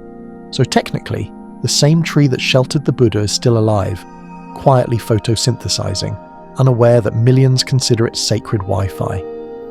Historians still argue whether humans invented these myths to explain their dependence on trees, or whether trees inspired the myths themselves through their sheer presence. Did we anthropomorphize the forest, or did it project its will into our imaginations? Either way, we built our cosmologies around trunks and roots long before telescopes or microscopes. You keep walking, and the woods begin to blur with story. The silhouettes of trees morph into characters, some friendly, some not. A crooked oak leans toward you like an old storyteller mid-whisper. Somewhere in the distance, a brook murmurs, its cadence suspiciously like laughter. You realize that mythology may not have been misunderstanding at all. It might have been perception tuned differently. You reach a clearing where a fallen tree lies half sunk into moss. Its trunk has hollowed out, forming a natural arch. You crouch to peer through and notice the world beyond looks slightly distorted, like a portal shimmering in daylight. Old folklore said that crawling through a tree hollow could grant visions or blessings. You're tempted, but decide your genes probably wouldn't survive the experiment. Instead, you sit beside it, tracing the patterns of fungus blooming across its bark. Each ring of growth looks deliberate, almost runic. You remember that in many cultures, the boundary between science and spell was porous. Druids studied oak leaves with the same reverence later scientists reserved for lab glass. In medieval Europe, herbalists claimed trees communicated their healing powers through doctrine of signatures, their shapes hinting at their uses. Lung-shaped lichen for breath, heartwood for heartache. It sounds quaint until you recall that aspirin came from willow bark. Maybe myth was just early peer review. A breeze rises carrying the smell of pine resin and something faintly sweet. Maybe honeysuckle, maybe memory. You think of Yggdrasil again, that vast ash connecting worlds, and wonder whether its roots mirrored the fungal networks you've been walking above. Perhaps our ancestors sensed the wood wide web long before microscopes did. You pull a small notebook from your pocket, the one you've been scribbling thoughts into since this journey began. You jot, myth equals metaphor that outlived disbelief. It sounds pretentious immediately, but you keep it anyway. From somewhere deep in the trees comes a creaking groan, the sound of a branch shifting under its own weight. You freeze, half expecting a fairy tale beast to emerge. Instead, only a gust of wind sweeps through, rustling every leaf at once. The sound is enormous, orchestral. You feel it in your chest like a chorus without words. Mainstream fact again. The Green Man, that leafy-faced figure carved into churches across Europe, predates Christianity. He's older than the stone he's carved in, a pagan echo embedded in cathedrals. Even when humans tried to leave the forest behind, we couldn't help but carry its image into our walls. And your quirky twist. In 2017, archaeologists uncovered evidence that ancient Siberian shamans ingested powdered larch bark to induce trance states. The compound turned out to have mild psychoactive properties, which means that somewhere, long before podcasts and TED Talks, a mystic may have been high on tree dust, insisting the trees were talking back, and honestly, he wasn't entirely wrong. Historians still argue whether modern ecology is just myth reborn in data. We used to say, the forest has spirits. Now we say, the forest has feedback systems. Different words, same reverence. The scientific lens sharpens detail, but wonder is the constant that survives every paradigm shift. You lie back on the moss, watching the canopy ripple with wind, leaves glint like scales, turning the whole forest into one slow-breathing dragon. You think about how every civilization carved its ethics into its trees, the Norse carved runes, the Hebrews etched commandments on wood before stone, Buddhists meditated beneath shade instead of inside temples. Even our paper, the medium of memory, is just tree pulp disciplined into rectangles. You reach out and rest your palm against the moss. It's cool, slightly damp, pulsing faintly with the rhythm of distant roots. For a heartbeat, myth and science overlap perfectly. The ground feels alive, and you, small and human, feel included in its story. The wind shifts again, and a faint voice seems to move through the leaves. You know it's just the air, but still, you whisper back, "I hear you." The trees answer with a sigh that sounds suspiciously like relief. You walk for hours before realizing you've left myth behind and crossed into something that feels almost futuristic. The trees here look familiar yet strange. Rows of willows standing beside steel towers, electrodes glinting where branches meet bark. A low electronic hum fills the air, not unpleasant, just faintly otherworldly, like the forest has picked up a signal from space. You've stepped into the age of talking trees, literally this time. A few meters ahead, a small cluster of scientists in bright vests adjust sensors the size of coins along a poplar trunk. You keep to the path, observing from a distance. Tiny green LEDs blink in sync, and cables run from the tree into a silver case buzzing with quiet energy. Every so often, one of the scientists checks a monitor, nods, and murmurs something about voltage fluctuation. You smile. This is the forest's latest dialect, data. Mainstream historical fact. In 2019, researchers at the Swiss Federal Institute of Technology successfully recorded measurable voltage changes within tree tissues and correlated them with environmental shifts, humidity, temperature, even approaching storms. These bioelectrical signals, once considered mere background noise, are now seen as rich information streams. Your quirky tidbit: artists soon joined the scientists. A sound designer in Berlin once connected oak trees to amplifiers, translating their bioelectric pulses into ambient music. The piece was called Symphony of the Saps, and the audience sat in silence as trees composed in real time. Some swore they could sense emotion in the notes, others just heard static, but everyone clapped anyway. Historians still argue whether this blending of art and botany is reverence or arrogance. Are we finally listening to trees, or are we remixing them into background noise for our own amusement? You step closer, drawn by curiosity. A laminated sign explains that this is part of a project to monitor forest stress communication, an attempt to decode tree responses to climate change. The sensors detect voltage spikes and chemical signatures, converting them into digital signals. The goal is to predict droughts before they become visible. Essentially, the forest has been wired for real-time translation. You rest your hand on a nearby trunk, feeling the smoothness where bark meets electrode. Somewhere inside, sap moves and ions shift, their microscopic dance becoming numbers on a screen. The data scientist in you thrills at the precision, the dreamer in you mourns the mystery. The lead researcher, young, tired-eyed, gentle in the way of people who spend too much time outdoors, spots you watching. They talk, she says with a grin. Just not in words. You nod. And we're learning the language? Maybe, she replies, adjusting a sensor. Or maybe they're teaching us patience. That feels right. You walk deeper into the experimental grove. Wires snake between trunks like modern mycorrhizae. Electric vines carrying the pulse of data instead of sugar. Small solar panels tilt toward the light, and drones hover quietly, sampling air composition. It's a surreal merger of nature and network. For a fleeting moment, you picture the trees scrolling social media.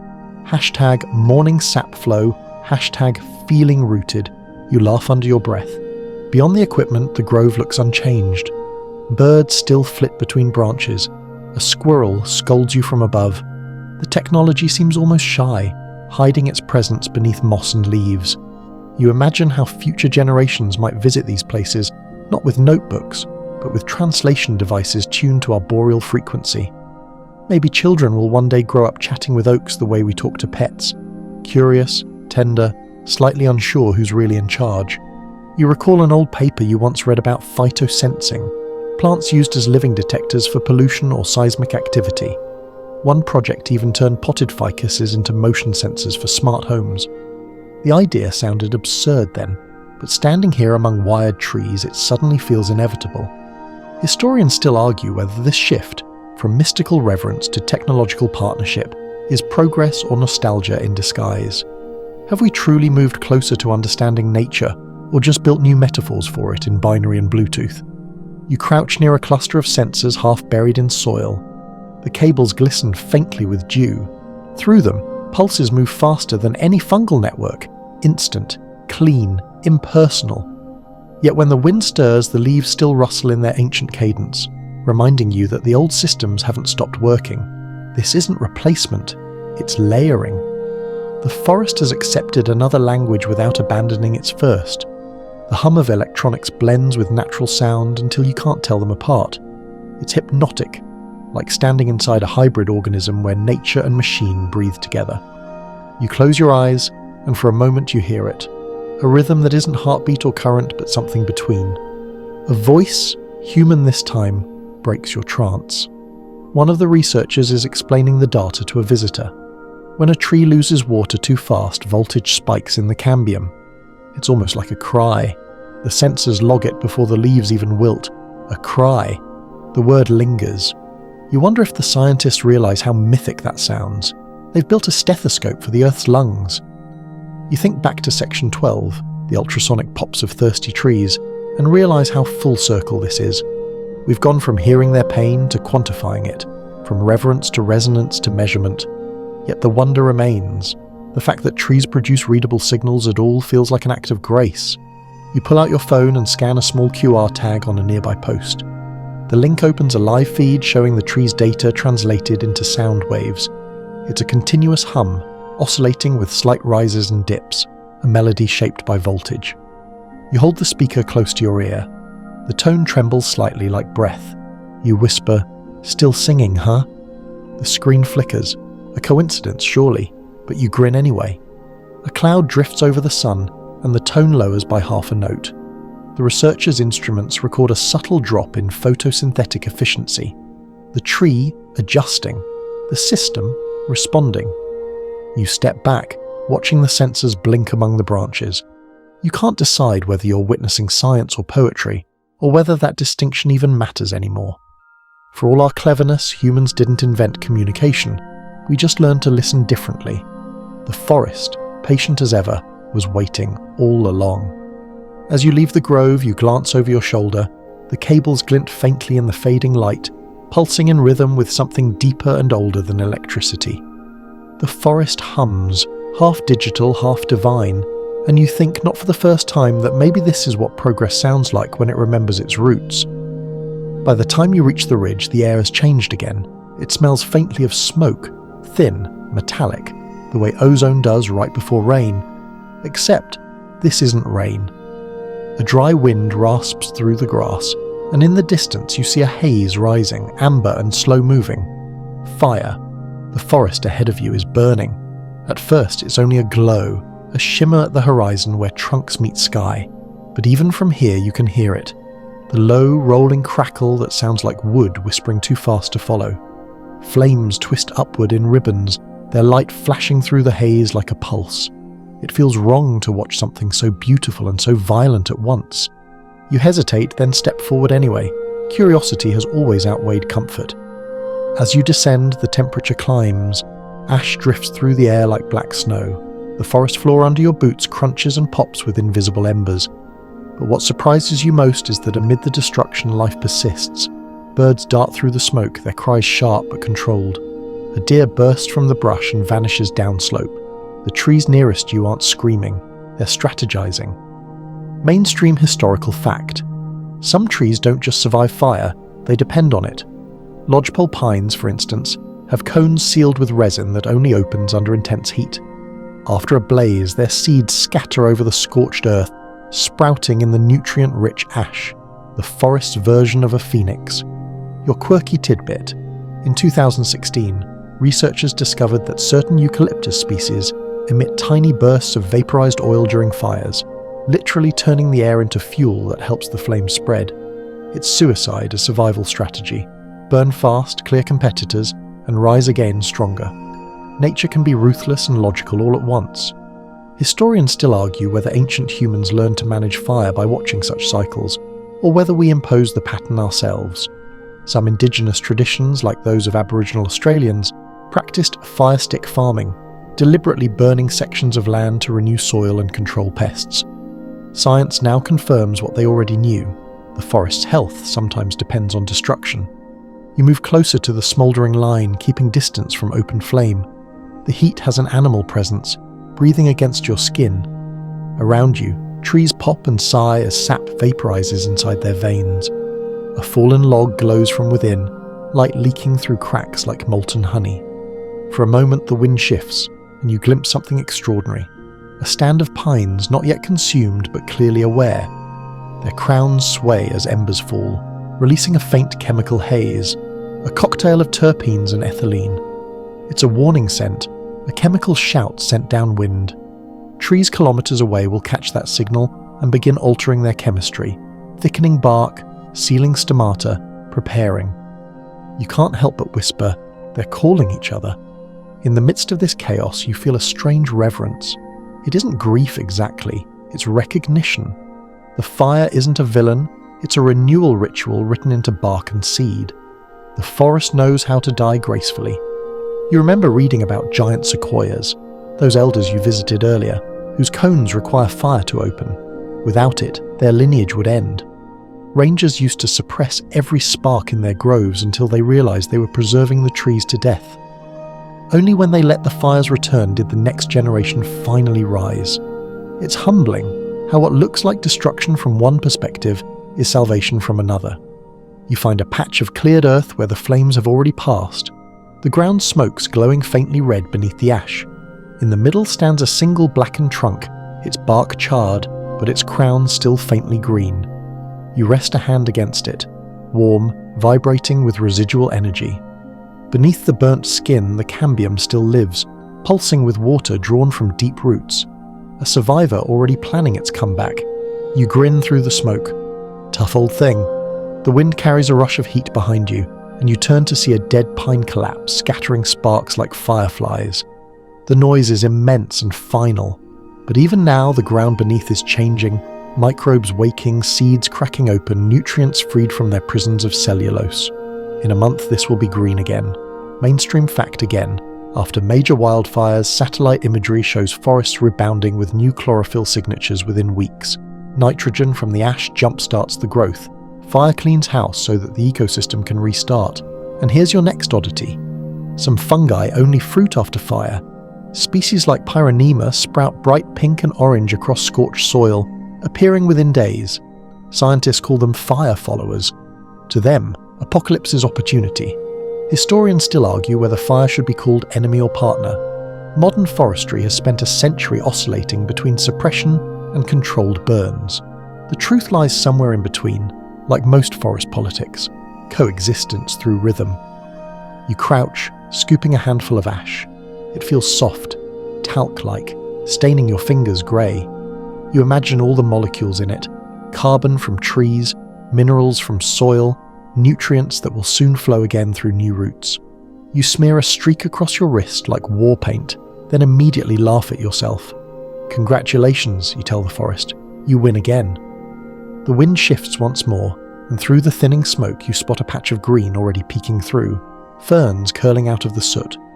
They're absurdly bright against the black, like hope scribbled in neon. You kneel and touch one, still damp with the last of the morning dew. It's fragile, yes, but stubborn. Somewhere beneath you, the roots of surviving trees are already sending electrical signals and chemical cues to the scorched network. Studies show that connected forests can reroute carbon and nutrients toward damaged sections, accelerating regrowth. The underground communication doesn't stop for catastrophe, it simply reroutes. Even in crisis, the conversation continues. You take a deep breath. The smoke scratches your throat, but it's laced with something else now. Resin, minerals, renewal. The forest smells like memory being rewritten. A thought hits you then, quiet but unshakable. Maybe resilience isn't about avoiding fire. Maybe it's about learning how to burn and regrow without forgetting what hurt. The forest does it every time. Maybe so can you. You turn back toward the ridge, the fire glowing faintly behind you. Sparks rise like prayers, fading into the dusk. The world is quieter now, but it's a living quiet. A pause, not an ending. By the time you reach the crest, the stars are visible again. The forest below glows faintly red, an ember breathing in its sleep. Somewhere in that smouldering labyrinth, seeds are stirring, roots recalibrating, and trees are whispering plans for morning. You exhale slowly, letting the ash drift from your hand. Good night, you tell the burning world, and maybe, just maybe, the wind answers back, see you at sunrise. By dawn, the air has changed again. The smell of smoke lingers faintly on your clothes, but the sky above is impossibly clear, washed blue after the storm of flame. You stand at the edge of the reborn forest, watching sunlight spill across the charred earth. Tiny shoots already dot the black soil, stubborn and green, like punctuation marks on the end of catastrophe. You smile, quietly impressed.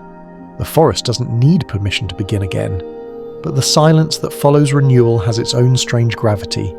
It's not emptiness exactly, it's potential. And for the first time, your thoughts drift beyond Earth entirely. You wonder, what would a forest sound like on another planet? Would alien trees whisper the same way, or invent their own forms of communication?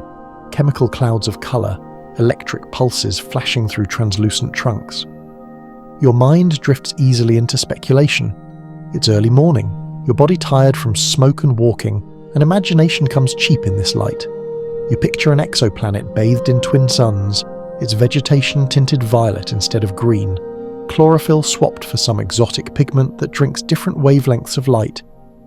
These trees, if you can call them that, would hum in infrared, releasing waves of heat instead of scent, speaking through temperature gradients. A forest of warmth, not sound. Mainstream historical fact. When NASA's astrobiologists discuss possible alien vegetation, they often reference photopigment diversity, the idea that extraterrestrial photosynthesizers might evolve different colors depending on their star's spectrum. Red dwarfs might produce forests of black leaves, blue giants, fields of silver, light shapes life the way gravity shapes worlds, and your quirky tidbit. In 2017, an artist working with ESA imagined singing trees on Europa, Jupiter's icy moon. She designed kinetic sculptures that translated seismic vibrations beneath the ice into audible tones so visitors could hear the moon's movements. The project was never launched, but the idea lingers, a celestial forest humming through frozen oceans. Historians still argue whether our drive to imagine alien ecologies is scientific curiosity or simple loneliness. Perhaps both. We project forests wherever we go because they're the archetype of connection, the living proof that complexity can harmonize. You walk farther into the clearing, the ground crunching beneath your boots. Steam rises from the soil, mixing with early light. For a moment, you can almost imagine it's not smoke at all, but the breath of another world seeping through. You close your eyes and listen. The silence here feels thick enough to host other possibilities. If alien forests exist, you think, their communication might make ours seem primitive. Maybe their trees, if they even have trunks, could transmit thoughts through light pulses, entire paragraphs encoded in colour. Or maybe they'd communicate through magnetic fields, sending messages across kilometres in a blink. It's humbling to think that on some distant planet, vegetation might look up at two suns and sigh in a wavelength we'll never perceive. You grin at the thought. Imagine being a space botanist, you whisper. You'd need sunglasses for chlorophyll. The idea isn't that absurd. Astrobiologists have already simulated alien photosynthesis under different star-like conditions. The results suggest that if life exists elsewhere, it will likely rely on the same basic principle, converting energy into growth, sunlight into survival. Communication, too, might be inevitable wherever life gathers in communities, whether of roots, filaments, or light beings. You find a patch of damp soil still steaming faintly and crouch beside it. New sprouts push upward, impossibly delicate yet persistent. You imagine their alien equivalents, perhaps crystalline shoots pushing through ammonia snow or coral-like organisms on Titan's methane lakes. Maybe they'd exchange information through vibrations in the frozen crust, an icy version of our mycorrhizal network. You laugh quietly. Guess even aliens need friends. Above, a hawk circles, its silhouette sharp against the morning sun. You squint and think of flight, another form of conversation between earth and sky. Maybe that's what forests envy most about animals, the freedom to carry messages farther than roots ever could. Still, you can't shake the sense that the universe itself behaves like one vast invisible forest, a network of gravity and light, stars exchanging energy through radiation, galaxies whispering through electromagnetic fields. Perhaps communication is the universe's default state, and silence is just what we hear when we're not tuned to the right frequency. Mainstream science supports at least the metaphor, cosmic background radiation, that faint hiss left over from the Big Bang, hums through every atom. We live in constant signal. Every molecule in your body vibrates with the afterglow of creation. The forest, it seems, was never truly separate from the cosmos. It's a localized expression of it. You wander until you find a ridge overlooking the valley. The burned trees below look ghostly, but the green is returning, shy but certain. You imagine the same scene on a distant planet, a hillside of alien trunks glowing with bioluminescent sap, signaling to one another through color or sound or quantum entanglement. It's not so different, really. Every world that survives long enough learns to talk to itself. The wind shifts, carrying a faint echo through the valley. You close your eyes and pretend it's an alien forest breathing. The sound isn't strange or foreign. It's heartbreakingly familiar. The same low whisper you heard your first night here, magnified across space. You realize that the question of how trees talk isn't limited to this planet. It's a question about communication itself, about how life refuses isolation. Historians still argue whether humans invented imagination as a survival trait or as a side effect of loneliness. You're leaning toward the first. The forest, after all, has been imagining new versions of itself for billions of years. Ferns into pines, pines into flowering trees, each generation an experiment in self-expression. You smile at the absurdity that even thinking about alien forests brings you comfort. Maybe it's because imagining other green worlds reminds you this one still matters. If somewhere out there, other forests breathe, then perhaps ours isn't alone. You take one long look at the valley below, the black, the green, the gold light of morning climbing its edges. The forest here is regrowing, reinventing itself again. And in that moment, you realize something simple and profound. Earth's trees are alien. They speak in electricity and chemicals. They live for centuries. They communicate through networks invisible to the naked eye. They are already everything we imagine extraterrestrial intelligence to be. Patient, interconnected, quietly miraculous. You exhale, and the wind carries your breath downhill. Somewhere below, a sapling sways. You like to think it felt that. The ridge falls away beneath you, and the trail winds back down into the valley. The smell of smoke has finally faded, replaced by something sweeter. Wet soil and crushed fern. The scent of things returning. You stop for a moment, fill your lungs, and realize that every breath you take here is a conversation. You've said it before, but now it lands differently. You inhale, the forest exhales. You exhale, the forest inhales. There's no metaphor left in it, just chemistry. You breathe in oxygen molecules that were part of a maple leaf yesterday morning, and you breathe out carbon that a pine will turn into sugar tomorrow. The air itself is the shared language between species. You walk slowly, matching your pace to that rhythm. Every step feels like punctuation in a sentence the forest is still writing. Mainstream historical fact. The average adult human consumes about 550 litres of oxygen each day, and a single mature tree can supply roughly 2 people's worth of that. Each inhalation you take has already touched 100 leaves, 1,000 microbes, and probably a stranger's lungs across the world. The atmosphere is the planet's oldest group chat. Your quirky tidbit. In 2019, researchers from Finland tracked carbon isotopes from a specific birch grove and found them later in the breath of people living nearly 40 miles away. The scientists joked that forests are participating in small talk with cities, literally mingling their atoms with ours. The line between environment and body is mostly a polite fiction. Historians still argue whether ancient cultures understood this exchange as science or spirituality. Some claim the Hindu idea of prana, the breath of life, was an intuitive grasp of atmospheric circulation. Others think we just needed a comforting story to explain why breathing feels so holy. Either way, they were right. Inhale long enough, and you realize the forest is inside you already. You reach a small clearing where the sun slips through like honey. You can see the vapor of your breath in the cool morning air, curling upward, slow and ghostly. You watch it dissolve into light and think, there goes another offering. Somewhere a leaf will catch it, break it down, rebuild it into sugar. You've become part of the forest's bloodstream for a few seconds. You sit cross-legged in the grass and let the feeling deepen. The wind presses against your face, and for the first time, you notice how rhythmic it is, almost tidal. It arrives, retreats, returns again. Every gust carries tiny particles of pollen, spores, fragments of fungal DNA, and invisible water vapor that might once have been trapped inside a cedar trunk. The whole planet is an exchange of exhalations. You remember reading that trees also respire, taking in oxygen at night when photosynthesis stops. For a few dark hours, forest and human breathe in tandem, inhaling the same air, 2 species sharing a lung. You imagine all the oxygen molecules you've borrowed through the years, all the atoms that have passed through countless other lives before yours. Your breath is a remix older than your ancestors. The thought makes you laugh softly. Guess I'm second-hand air, you whisper. A blue butterfly flutters past and lands on a damp patch of earth near your knee. Its wings pulse slowly, drawing in heat from the light. You realize it's breathing too, in its own tiny rhythm, trading gases with the same trees that keep you alive. You, the butterfly and the forest are one continuous equation solved 1 billion times a day. You close your eyes.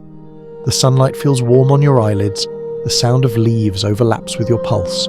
You can almost feel the exchange happening molecule by molecule, carbon dioxide leaving your lungs, oxygen entering, everything balanced so perfectly it feels designed. But it isn't design, it's dialogue. A partnership so old that even silence between breaths carries meaning. You think of the alien forest you imagined yesterday, and how even there some version of this rhythm must exist. Light turned into life, life turned back into light. Communication as respiration. If consciousness elsewhere learns to breathe, it will have already learned to listen. You inhale again, slower this time. The air tastes faintly of pine resin and something floral.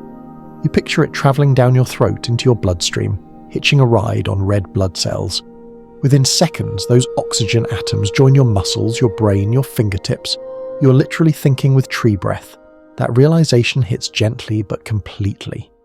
You've been talking about how trees communicate, but maybe this invisible exchange, is their real message.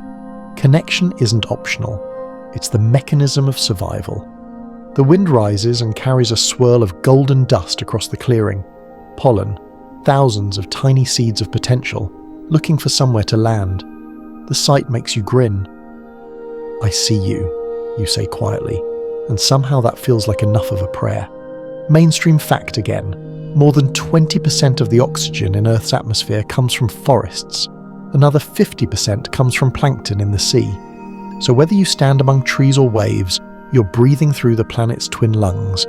Your quirky addition, astronauts on the International Space Station have reported that newly delivered air can smell faintly of ozone and metal. But within days, it takes on a hint of forest, thanks to human exhalations rich in organic compounds. Even in orbit, we carry the planet's scent with us. Historians still argue whether modern humans, detached by glass and concrete, can ever regain that instinctive awareness of breath as participation rather than possession. Yet sitting here, you realize the cure is simple. Slow down, breathe deliberately, and notice that the inhale is not yours alone. You stay like that for a long while, eyes closed, chest rising and falling in time with the forest's unseen rhythm. When you finally stand, you feel lighter, not metaphorically, but literally, as though your atoms have rearranged themselves to match the air. You take one last deep breath, hold it, then release it slowly. The exhale drifts upward, invisible, joining the endless conversation of leaves. Somewhere, a young tree catches it, and without words, you both say the same thing: thank you. The air shifts again as you keep walking, downhill now, toward the wide basin that opens where forest meets plain. You can feel a stillness that's heavier than quiet, a kind of echo of absence. From this ridge, you can see what happens when the talking stops. Below you lies a clearing that used to be green. The stumps are pale and clean-edged, their rings gleaming in the morning light like open eyes. The soil, once laced with the silky threads of mycorrhizae, has crusted into brittle plates. You step down onto it and hear your own footsteps echo in a way they never did before. The ground doesn't absorb sound anymore, it reflects it. The first breath you take down here feels different too, hotter, drier, less alive. There's no subtle sweetness of sap, no undertone of moisture, just air stripped of conversation. You're standing inside what ecologists call forest silence. Mainstream historical fact: deforestation is older than civilization itself. Archaeological surveys in Mesopotamia show that the first city-states cleared their surrounding woodlands for bricks and ships, inadvertently salting the soil and collapsing their ecosystems. The pattern has repeated across continents. Where the forest goes, the climate follows. Your quirky tidbit: in the 1980s, acoustic ecologists recorded the Amazon rainforest and compared it to recordings taken from deforested regions. The difference wasn't just the loss of animal calls, it was a measurable change in air resonance. Sound literally travels differently without the trees. Silence, it turns out, has a frequency. Historians still argue whether humans ever truly intended to destroy forests, or simply failed to imagine that the world had limits, maybe both. We've always treated trees as infinite because their patience makes our lifespans feel temporary. But here, in this expanse of absence, that illusion collapses. You crouch beside a stump tracing the pattern of its rings. Each one tells a year of rainfall, sunlight and soil, centuries collapsed into inches. You can't help but count a few, wide, narrow, wide again. Somewhere near the edge, the final ring stops abruptly, interrupted mid-growth. The tree didn't die slowly, it was silenced. You close your eyes, imagining the network that once buzzed below this very spot, the fungal threads that ferried carbon, the roots that touched and whispered. All gone, severed in an afternoon of engines. If the forest is a body, this place is a scar. A gust of wind kicks up dust, stinging your face. Without canopy shade, sunlight slams directly onto the ground, evaporating moisture almost as soon as it forms. The air temperature here is several degrees higher than in the living forest above you. Scientists call it the heat island effect. You call it loneliness made meteorological. You walk farther into the clearing until you find the skeleton of what used to be a massive oak. The trunk has been left to rot, bark curling away in dry sheets. You touch it gently and feel only the faintest crumb of texture under your palm. No sap, no hum, no pulse. Yet even here, death isn't total. Ants scurry along the cracks, their bodies glinting like moving punctuation marks. Fungi speckle the fallen wood in whites and oranges, patient recyclers at work. You kneel closer and see tiny green shoots threading through the cracks, blades of grass daring to return. Life never leaves completely, it just hides in the syntax of decay. Still, you can't shake the ache of what's missing. The soundscape that once wrapped this valley, the low whisper of wind through leaves, the click of branches rubbing, the faint hiss of transpiration, has been replaced by wind whistling across emptiness. The difference is haunting. You remember a paper you read once? Deforestation doesn't just reduce biodiversity, it also breaks atmospheric feedback loops. Fewer trees mean less transpiration, less cloud formation, less rain. The forest, robbed of its ability to speak to the sky, falls silent twice, once in sound, once in weather. You step onto a ridge of exposed roots now fossilized in dirt, remnants of what used to be connection. You trace them with your shoe and imagine the lines continuing underground, stretching toward where the living forest still stands, desperate to reconnect. Maybe that's what grief is, an unfinished signal searching for response. You whisper, "Can you still hear me?" Only wind answers, but it moves differently this time, circling through the hollow trunks with a low moan, the closest thing this silence has to language.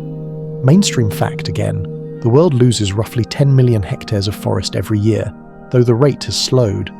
Reforestation projects fight back, planting billions of saplings, but networks like the ones you've walked through, complex, ancient, communal, take centuries to rebuild. You can't plant a 1,000-year-old conversation overnight, and your strange, almost poetic aside. In 2021, scientists found that the chemical signatures of lost forests linger in the soil for decades. They called it ghost carbon, molecular memories of vanished trees still reacting faintly with the atmosphere. Even absence leaves residue. Historians still argue whether this century's environmental movement is penance or self-preservation. The distinction may not matter. Either way, it's an admission that we miss the sound of the trees. You find a small sapling near the far edge of the clearing, improbably green, growing between two cracked rocks. It shouldn't be here, but it is, 10 inches tall and already unfurling new leaves. You crouch beside it and gently brush away the dust clinging to its stem. Its surface is cool, alive. Somewhere inside, sap is rising. Somewhere, a fungus might already be reaching out from the surviving forest, offering connection. You exhale softly, letting your breath drift toward it. The leaf trembles, whether from your breath or the wind you can't tell. You decide it's both. Maybe the forest isn't entirely offline after all. Maybe it's buffering. You sit for a while beside the sapling, letting the silence stretch but not overwhelm. The sunlight glints off the distant stumps like mirrors, reflecting the sky instead of defying it. The ground hums faintly under the heat, and you realize that even in loss, communication continues. Muted, yes, but not gone. Eventually you rise and turn back toward the living forest in the distance. From here, the green looks darker, thicker, as if mourning its missing half. You promise yourself, silently, to return, to listen more carefully next time, to remember that silence too is part of the conversation. As you climb back toward the ridge, the wind shifts again, carrying with it a faint scent of resin.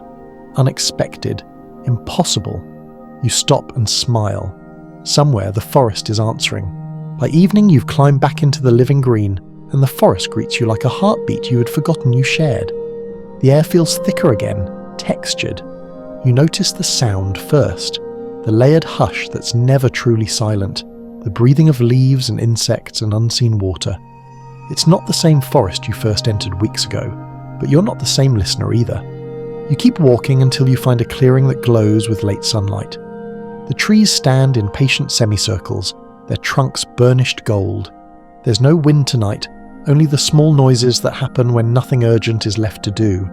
The slow stretch of bark, the sigh of a fern uncurling. You sit on a fallen log, lean back, and let your spine line up with the ground. For the first time, you feel like the forest has been speaking to you directly all along. You just finally stop translating it into human. You breathe in, slow and deep. You can taste 100 histories in that air.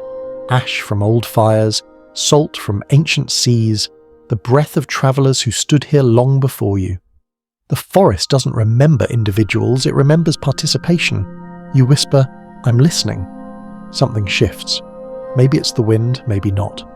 The branches overhead sway together like the nod of a single immense being. Mainstream historical fact: in 2018, a team at the Max Planck Institute demonstrated that trees can synchronize their growth patterns across wide areas through environmental and chemical feedbacks, a literal forest-wide rhythm, pulsing in decades-long cycles. Science calls it synchronous masting. You might call it a collective heartbeat. Your quirky tidbit: in Japan, sensors placed in tree trunks to monitor water flow picked up a curious pattern. When nearby temples held bell ceremonies, the micro-vibrations subtly altered sap pressure. The trees, it seems, respond to prayer. Historians still argue whether we should interpret those reactions as awareness or coincidence. But sitting here, you realise that the argument itself misses the point. Consciousness isn't about thought, it's about response. The forest responds. That's enough. The last rays of the sun slant through the canopy, turning the air amber. You notice that each beam catches particles of dust, pollen, spores, tiny lives drifting through the light. You reach out your hand and they settle briefly on your skin before moving on. A small, silent migration of matter between you and the world. You wonder how many of your atoms will end up in trees someday, woven into bark or leaf or fungus. The wind picks up slightly. It's gentle, deliberate. Leaves tremble with it, and the forest exhales that sound you've come to crave, the soft rush that feels like thought turned into air. You close your eyes and let the rhythm take you. Maybe this is what the ancients felt when they prayed to trees, when they knelt before oaks and cedars, not to worship but to calibrate, to align their breathing with the planets. The modern world has volume, but not resonance. The forest has both. You think about every section of this journey, the underground whispers, the fungal trade routes, the mother trees nurturing kin, the sparks of bioelectricity, the chemical gossip on the wind, the seasonal languages, the lonely street trees and the wired ones humming data, the inferno and rebirth, the alien forests, the silence of absence, and now this, the quiet, complete sentence at the end of the story. The trees have been speaking the whole time, they just measure their words in millennia. You lie back fully now, your head resting on moss. It's cool and faintly damp, and it feels like the forest has made a pillow just for this moment. Above, the first stars begin to appear through gaps in the canopy, blinking like curious eyes. The forest doesn't care whether you believe it talks, it just continues. You feel its pulse through the ground, through your own ribs. Two systems sharing one rhythm. Mainstream fact again. If every tree on Earth were connected, their combined root networks would stretch for billions of miles, long enough to circle the planet hundreds of times. Even now, satellites track the forest's photosynthetic heartbeat, a global oscillation of carbon every 24 hours as continents inhale and exhale light. The planet itself is breathing. Your last quirky offering. In Iceland, road engineers once rerouted a highway to spare a single boulder believed to house an elf community. Decades later, they discovered that the detour preserved a rare birch grove that would otherwise have died from soil disruption. Myth saves science sometimes.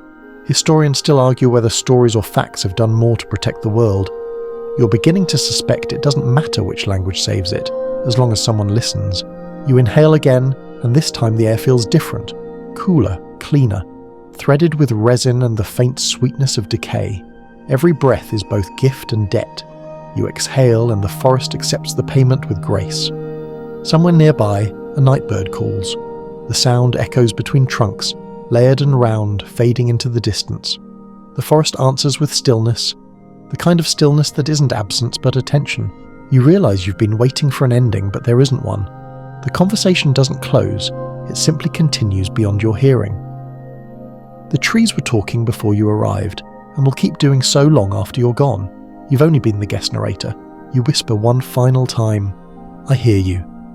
And though the night makes no sound in reply, the air itself seems to grow warmer, as if the forest has smiled.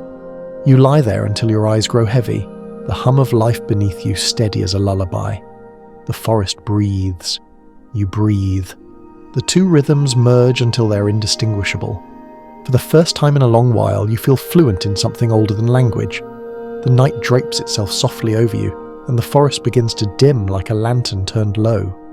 The last light flickers through the leaves, and the air cools, slow and forgiving. Every sound lengthens. The trickle of a stream somewhere out of sight, the faint creak of wood adjusting to the dark. The day's sharp edges blur. You breathe in again, slower now, letting the oxygen slide easily into your chest. The scent is the same one that has circled the planet since the first fern opened its frond. Each molecule of air has been everywhere, through oceans, clouds, lungs and leaves, before finding you tonight. You hold it for a beat, then let it go. The forest exhales with you, the wind moving just enough to brush your face. Somewhere in the branches above, an unseen bird settles its wings. A moth flutters once and goes still. The silence here is thick, alive, shaped by the heartbeat of everything resting at once. Your eyes close. Beneath you, roots continue their quiet work, threads weaving through soil like soft electricity. Above, the stars blink behind drifting leaves, a slow pulse of distant light. You can almost feel the Earth's rotation, gentle, patient, endlessly circling its own green breath. The forest speaks one last time, not in words but in warmth. Rest now. You smile because you understand. The conversation will continue in the rustle of tomorrow's wind, in the stretch of new sunlight across bark, in the rhythm of your own breathing when morning comes. For now, though, everything listens. Everything waits. Sweet dreams, fellow listener.